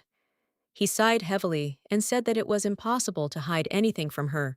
Looking at the young lady, he said that he was thinking about the recent incident since the scammer was caught and everything ended successfully. But this is not the first time he has been deceived like this. He sighed heavily and said that he thought it would be better for him to leave the business before things got too bad. The young lady froze in shock and surprise. She wondered if the great dragon and the first duke had lost their confidence. She was shocked because she did not expect to hear such a thing from him. She looked at her grandfather intently and asked with a smile if he wanted to know her opinion, namely about how she had uncovered the recent fraud. He looked at her in surprise and asked if she hadn't said that she found out everything because she was a genius. She sighed heavily and looked away in my direction, since hearing this from others was somehow not very good. She sighed heavily and said that everything was true, but there was something else. She looked at the Duke intently and said that the reason he was often deceived was because he was very kind. The Duke froze in surprise. He did not expect to hear such a thing. She looked at him intently and said that she was not really a genius. She said that if there was a defect in the gate, he would have noticed it immediately. The Duke looked at her in bewilderment and asked what she meant. She said that if the gate was in good condition, without any defects, then the mayor of the city would not have left everything as it was. The Duke looked at the young lady in surprise and asked if she was really talking about the man who ruled the city by proxy. He said that the man was full of greed. He asked the young lady if she was really talking about him, being deceived, because he was too kind and did not suspect anything. She looked intently at the Duke and said that everything was exactly so. He froze in place in surprise. But the young lady, with a smile on her face, said that he shouldn't be too upset. She looked at him intently, as if she realized that he did not understand her words. She learned that the selfishness of people is to use everyone and everything to the very end, even if it means someone's death, and they can risk everything for their own gain. Human greed to maintain power at any cost. She knew that the Dragon Duke is a creature that is naturally alien to such things. People sometimes committed unthinkable acts because of their disgusting selfishness. She looked at him closely and said that now she knew for sure. He looked at her in surprise and asked what she was talking about. She sighed heavily, as she understood perfectly well why the Golden Dragon Company had failed. Although it had good conditions, she sighed heavily and said that people are different from dragons. Predators hunt and eat prey only when necessary. She sighed heavily and said that unfortunately, people are not like that. Because no matter how full they are, they will never stop hunting. And this is human greed. She looked at him intently and with a smile, asked if he understood her now. He looked at the young lady and said that she was not only a child prodigy, but also very knowledgeable about this world. He was shocked he did not understand where she came from. He smiled and said that there was one thing he would like to ask her about. She smiled and said that he could ask about anything. He sighed heavily and said that if kindness was his only weakness, he asked what he could do to correct that flaw. The young lady froze in surprise, wondering if he was really asking her for advice right now. She knew that people of such a high status usually did not like advice from a person of a lower status or a young age. She looked at him intently and wondered if he was really looking for her advice with such hopeful eyes. She thought for a moment and said that she had once read about something in a book. She said that it was normal for the person heading the company not to have all-powerful abilities, but he should have enough foresight to hire trustworthy, talented employees. The Duke looked at her intently and said with a smile that in that case, he had one more question. She looked at the young lady and asked what she would do with the land that now belonged to him. She looked at him in surprise and asked what he was talking about. He said he'd be interested in seeing if it would be a good idea to sell it for a low price, if there was a buyer, and he'd give back his down payment. He looked at her, asked her what she would do. The young lady screamed and said that this was simply unacceptable. She said that he should not do this. She screamed that it would bring him money. He looked at her in surprise and asked if the useless land would really bring him money. The young lady shouted that it was worth it. She looked at the Duke intently and said with a smile that he should just trust her, since she knew how to make money on such land. He looked at the young lady in surprise and asked what she was talking about. She looked at him intently and said that he should listen to her carefully. He asked in surprise if she was really suggesting that he do something like that. She smiled and said that that was exactly it. He said that everything was decided, and he would do as she said. She looked at her in surprise, asked where he was going. She said that it would definitely bring him money. She asked him to believe her, at least this time. She asked him to listen to her. The Duke looked closely at his assistant and called him. He told him to immediately send the news to the duchy. The Duke said that the fate of the young lady was at stake now. She sighed heavily as she realized that she seemed to have annoyed her grandfather too much. The young man looked at the Duke in surprise and asked if he really needed to ask them to take the nth lady. The Duke said that this was not the case, and he should inform them that she was staying in the city as she would be working with him. He said they should be informed that she would not be returning to the duchy for the time being, and they should be kept informed of the matter. The young man sighed and said that it seemed that the young lady's maids would be in shock. The Duke thought about the young lady's plan, which she had recently told him. She said that he could build an amusement park on this land. He looked at her in surprise and asked if she really meant the recreation area. She smiled and said that that was exactly it. She smiled and said that he should just imagine, since he would be the first in the world to build such a big amusement park. She smiled and said that it would be really cool. He said that for Togo to build such a big park, a huge investment was required. He said that she should understand that business is not a joke. She sighed heavily and said that he should listen to her until the end. A moment later, the young lady explained to him the whole plan for building the park. She smiled and said that there would be glittering attractions that would not fade day or night, luxury hotels and shopping malls. She said there would also be a luxury pastry shop there. He sighed heavily and said that it was simply a wonderful idea, since the pastry shop would attract a lot of attention thanks to its style. He sighed heavily and said that, unfortunately, the gates only let in and out 100 a day, and that was very little, and even if they attracted people's attention, they would still hit the limit. He said that this project would cost a pretty penny, and when they put these factors together, they realized that the project would not pay off. He said that, for this reason, her plan was useless. She looked at him intently and said that it was not so, since it would be a paradise on earth where 100 people could enter daily. She said with a smirk that it would be to their advantage. The Duke's assistant looked at him intently and said that he had listened to everything carefully and had also made sketches and was very surprised. Since he realized that the young lady had come up with this project, the Duke sighed heavily and said that this also concerned him. The young man said that the idea was indeed good. He did not understand how she came up with this plan. The young lady thought about this situation with a smile, since she was just a deceiver from the future. Thanks to the quick work of the Duke and his assistant after the incident, things went like home. However, there was something that was bothering her very much, and that was the mayor. He looked closely at the documents because he learned about the Golden Dragon Company. He wondered if this was the company that laundered money. He knew that they had magic stones of pretty good quality, but they didn't sell them on a large scale, and besides, they never showed good results. It was a company that was too greedy with its money. He saw that there was a clear offer of cooperation, but he did not understand what motive was driving him. He was very interested in what they would ask for, but after reading the documents, he thought it was completely ridiculous. The young man looked at the mayor in surprise and asked what seemed funny to him. He asked if there was something that wasn't written in the contract. The mayor looked at the young man and told him to look at the documents himself. After reading the documents, the young man burst out laughing. He couldn't believe that they were going to build such a big amusement park in this place.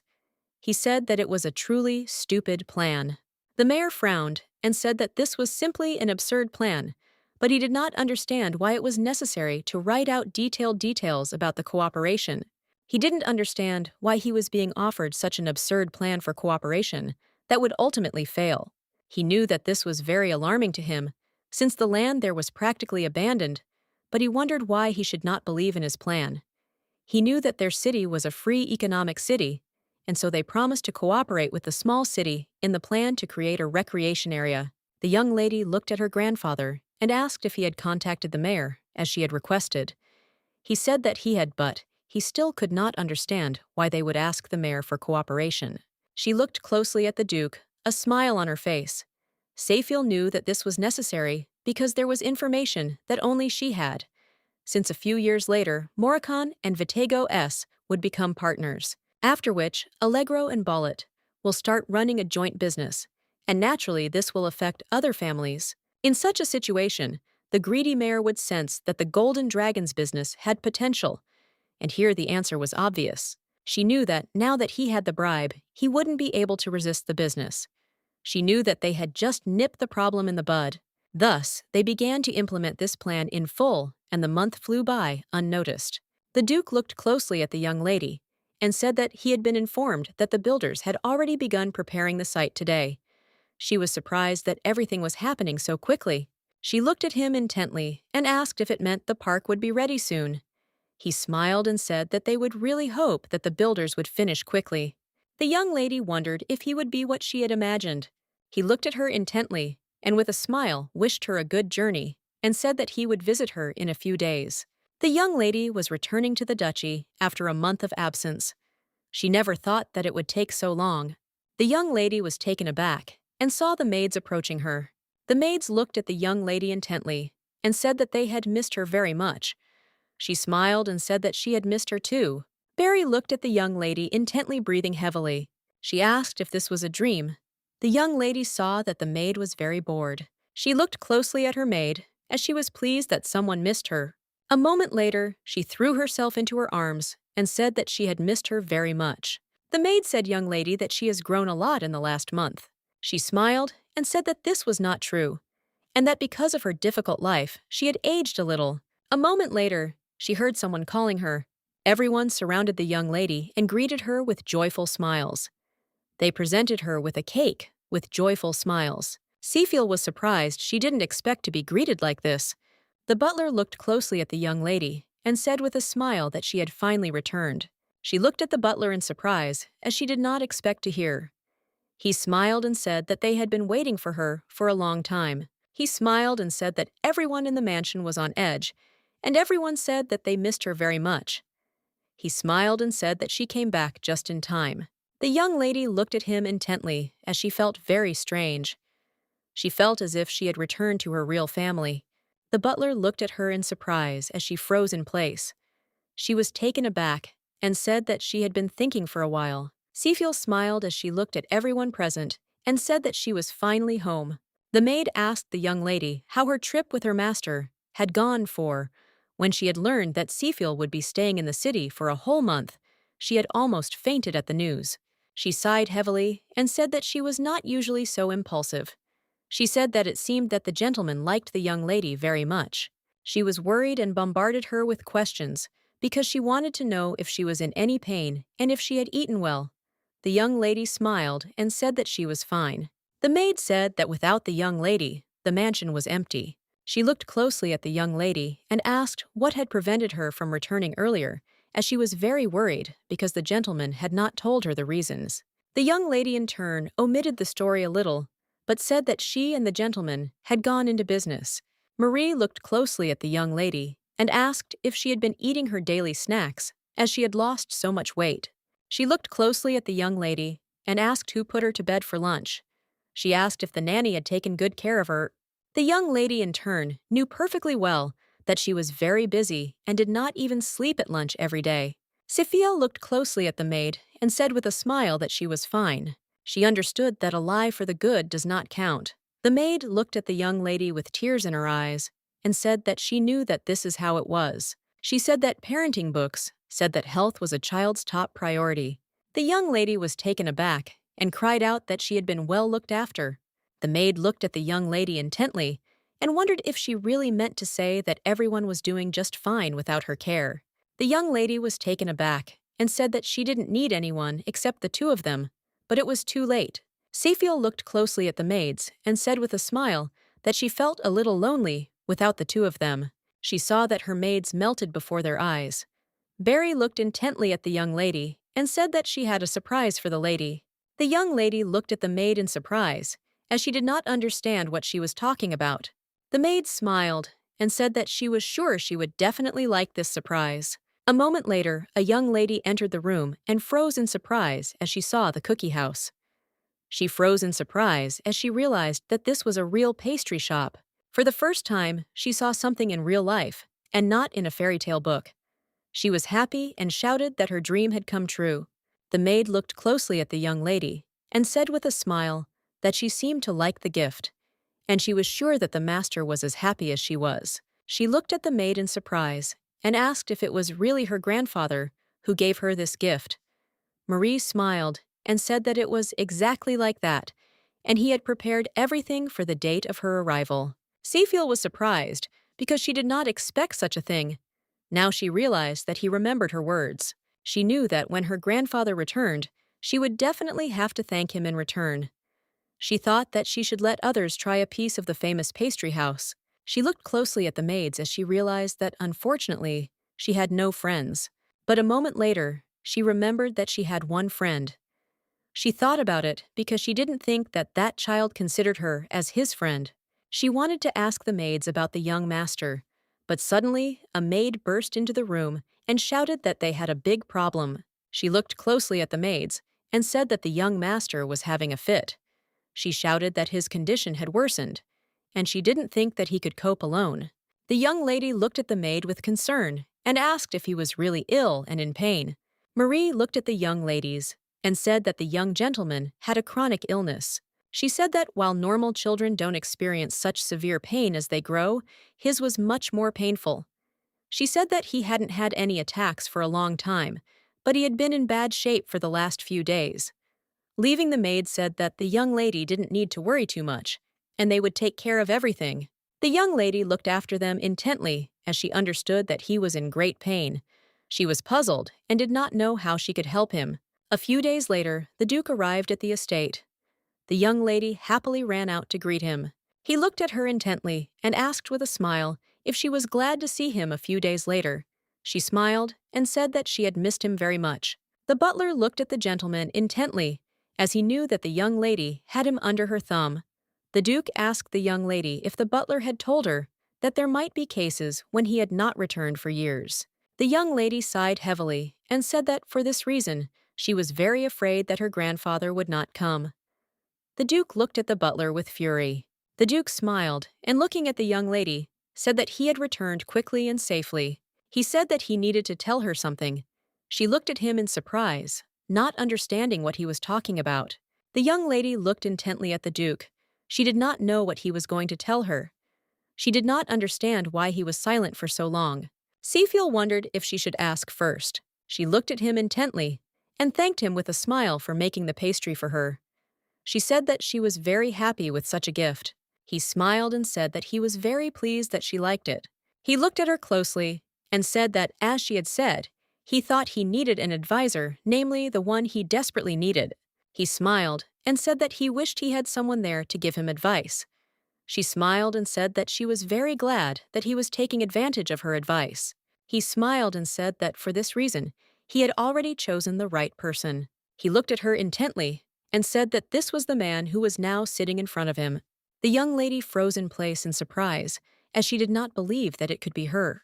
He smiled and said that it was she, and no one else was better suited for this role. He smiled and said that he would like to appoint her as an advisor to his company, the Golden Dragon. The Duke said that of course he would pay her a salary. The young lady perked up after hearing about the salary. She knew she could save enough money to support herself even after the divorce. She could already smell the money. For a moment she thought, as she remembered her family's visit. She asked the Duke if she could take the book.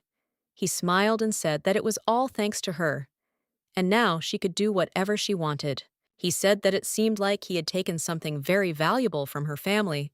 She thought that the Duke did not know that the book began with, "This book was a relic of the Queen of the White Elves, which would be of great value in the future." She knew that if she could sell it, it would be a big addition to her salary, and she would never die of hunger. A moment later, the Duke handed her an envelope and told her to open it. He looked at her intently and said that this was now her calling card.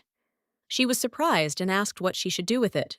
He smiled and said she could just press it once. She froze in surprise as she noticed the raccoon. He smiled and asked if she liked it. The Duke said that from now on she could put her seal on everything she considered, and then they would remain as her achievements and merits. The young lady froze in place in surprise, as she did not expect such a thing. She knew that in her past life she was used locked in a dungeon to learn about corruption and finance. She was forced to write about it.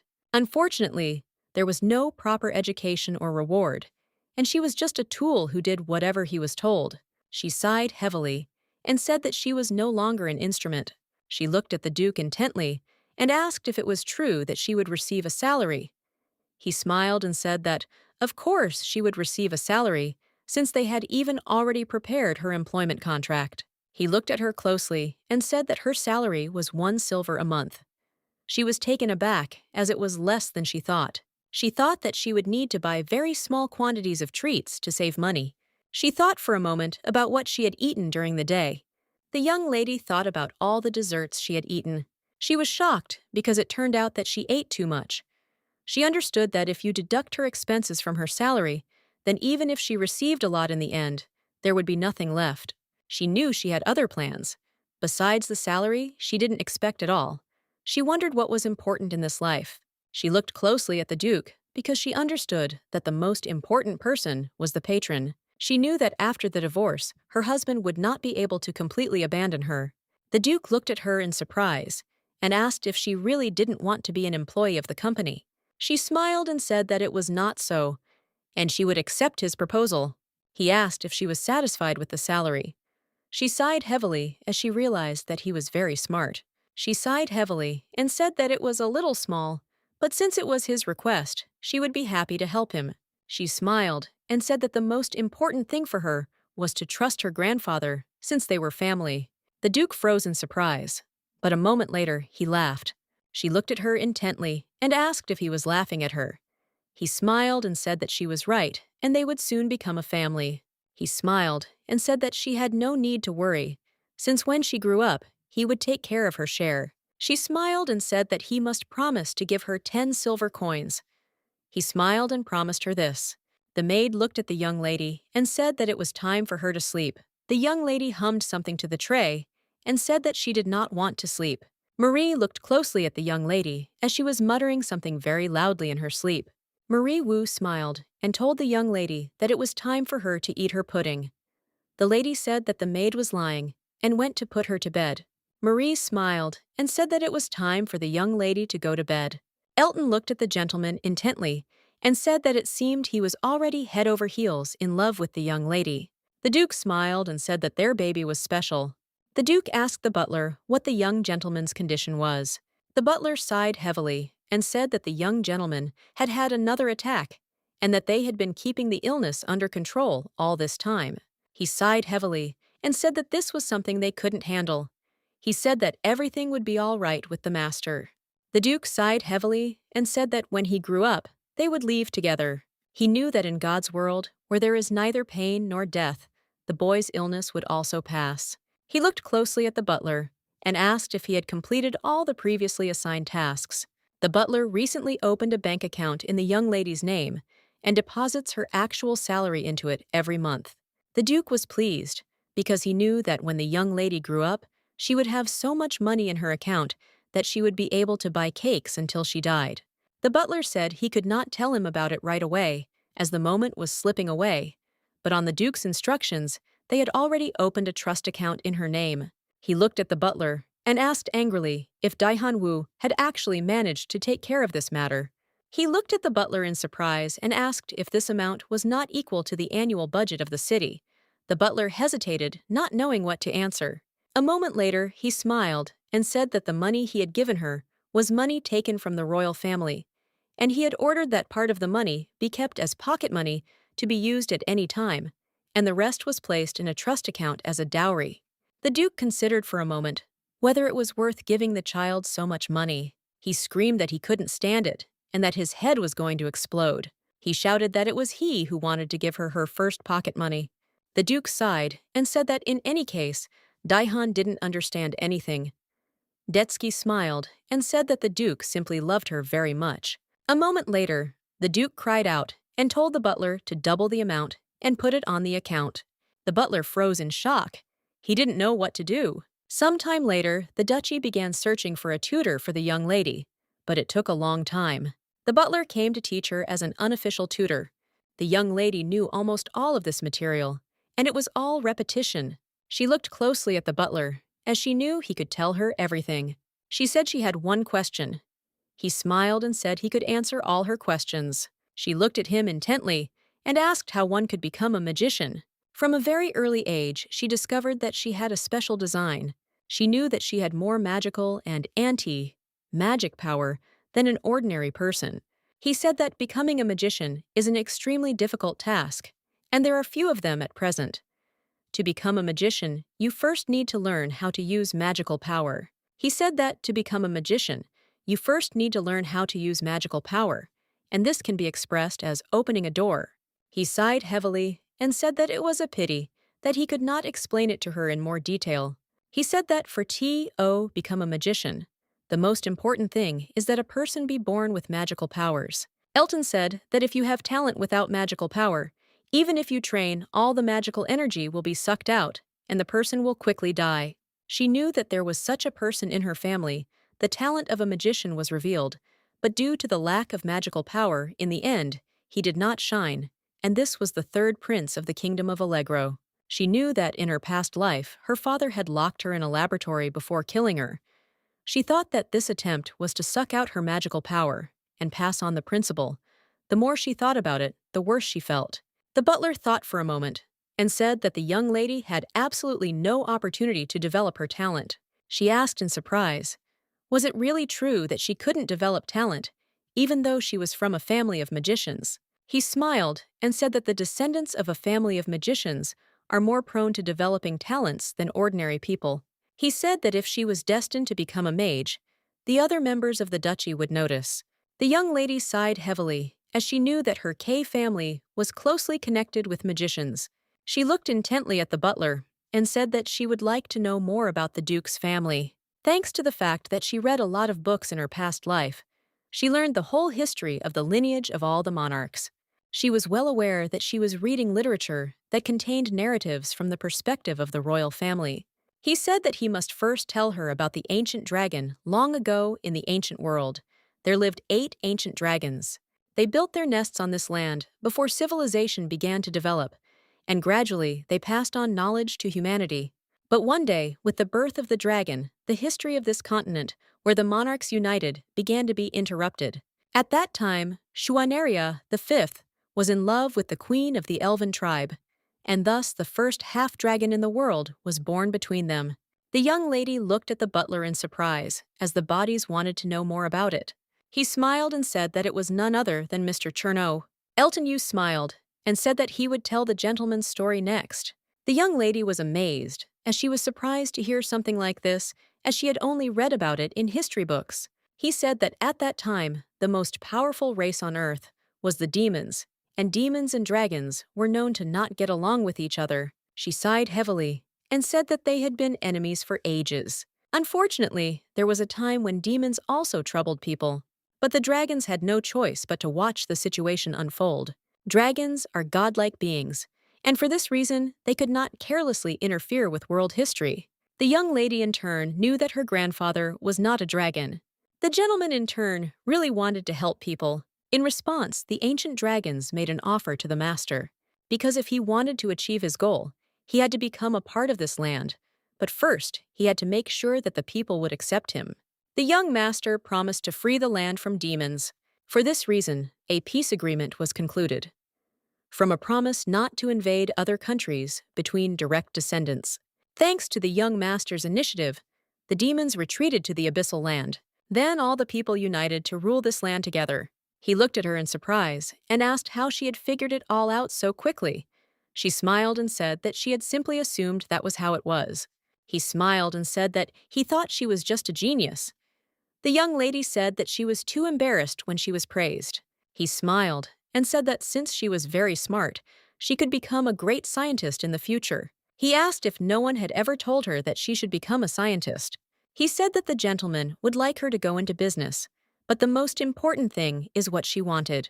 Seafiel froze, wondering what she wanted to become. She never thought about what she wanted to become. She just dreamed of eating a lot of sweets. She wanted to have a beautiful toy. However, now that she thought about it, she thought that she could make all her dreams come true. She thought that maybe she could become someone cool in the future. Looking at the young lady, the maid said that it was time for her to go to bed. The Duke looked at the lady and said that you had seen a beautiful money box and thought of buying it.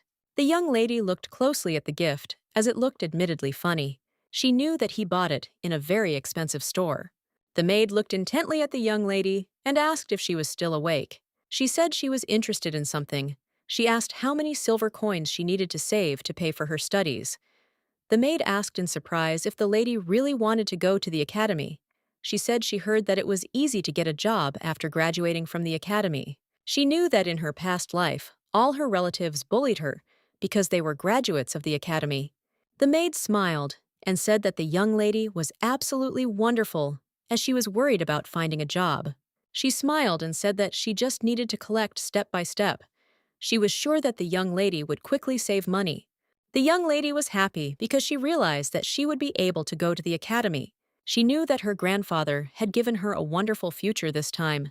The fitness maid said that the piggy bank was uncomfortable to hold, and so she can put it next to her. Seafiel looked closely at her gift. The maid looked at the young lady intently. She did not tell her something important, since the time had not yet come. but in fact this piggy bank was worth much more than tuition. The next day, the young lady was spending time with the Duke. He looked at her intently and said that if she pressed again, the building would collapse. She sorted through the documents and put her seal on them. He looked at her in surprise and asked if she had already completed everything, and she said that she had done everything. Seafield asked if I would have to arrange everything for her like this every time. He smiled and said that time would pass and everything would disappear, but the records of them being together would remain forever. He smiled and asked if she wasn't having fun now. She smiled and said that's exactly how it was. She said with a smile that leaving the seal would give her pleasure. Elton looked at the gentleman intently because he knew that he was simply a liar, since on those documents that had her seal, the profits would be transferred to her upon her growing up. He knew that the amusement park project would bring in very good income in the future. He understood perfectly well that it was simply impossible that the gentleman did not know about this fact. He thought that everything was done so that the young lady would become rich. The butler was glad because he understood what his master was planning. A moment later, the young lady noticed a newspaper on the table. A moment later, she read the newspaper and noticed that there was an article about her family. The Count looked at the king in surprise and asked excitedly if he was really going to send him into exile. He shouted that he understood that his property had been confiscated because of this incident, but he still thought that exile was very harsh. The king shouted angrily that he did not want to see him. The Count was shocked and shouted to his brother, but it was all in vain. A moment later, the Count said he had something to tell the king. The king said angrily that he had been foolish to give him the chance. The young man asked his brother to listen to him. The Count shouted that the Duke's men were involved in everything. He shouted that he was going to take care of the dragons himself. The king struck his brother with rage. He did not understand why he was speaking such loud words. The Count shouted at his brother that he could not do this to him. He shouted that he had very important information. A moment later, he spoke of the young lady, the Count screaming that the monster they had imprisoned was determined to destroy their family. The king sighed heavily and said angrily that whatever the prophecy, he should have killed the girl even earlier. The Count looked at his brother with joy and asked if he really believed his words now. He shouted that the girl had interfered and ruined all his work. The king looked at him closely and with a smirk said that he trusted him from the very beginning. However, since the situation is not very good, now he should keep quiet. He said that he will definitely avenge his brother. The Count looked at his brother with a smile and asked if it was true. The king smiled and said that it was all true. He said that the Count needed to hide in the tower now, and he would sort everything out. The king sighed heavily, for he knew that his brother was still obedient. He sighed heavily and said that it seemed that the girl would be difficult to kill. He learned that the girl was very similar to her. Her mother was rebellious and assertive. She said only truthful things. He knew that the woman's daughter was now under the care of the dragons, but he didn't understand how she dared to stick her neck out. He said angrily that he would definitely kill her at any cost. He looked closely at his subordinate and told him to do everything possible to hide the fact that this incident was related to dragons. He was furious and did not understand why the young girl had snuck up on the dragons.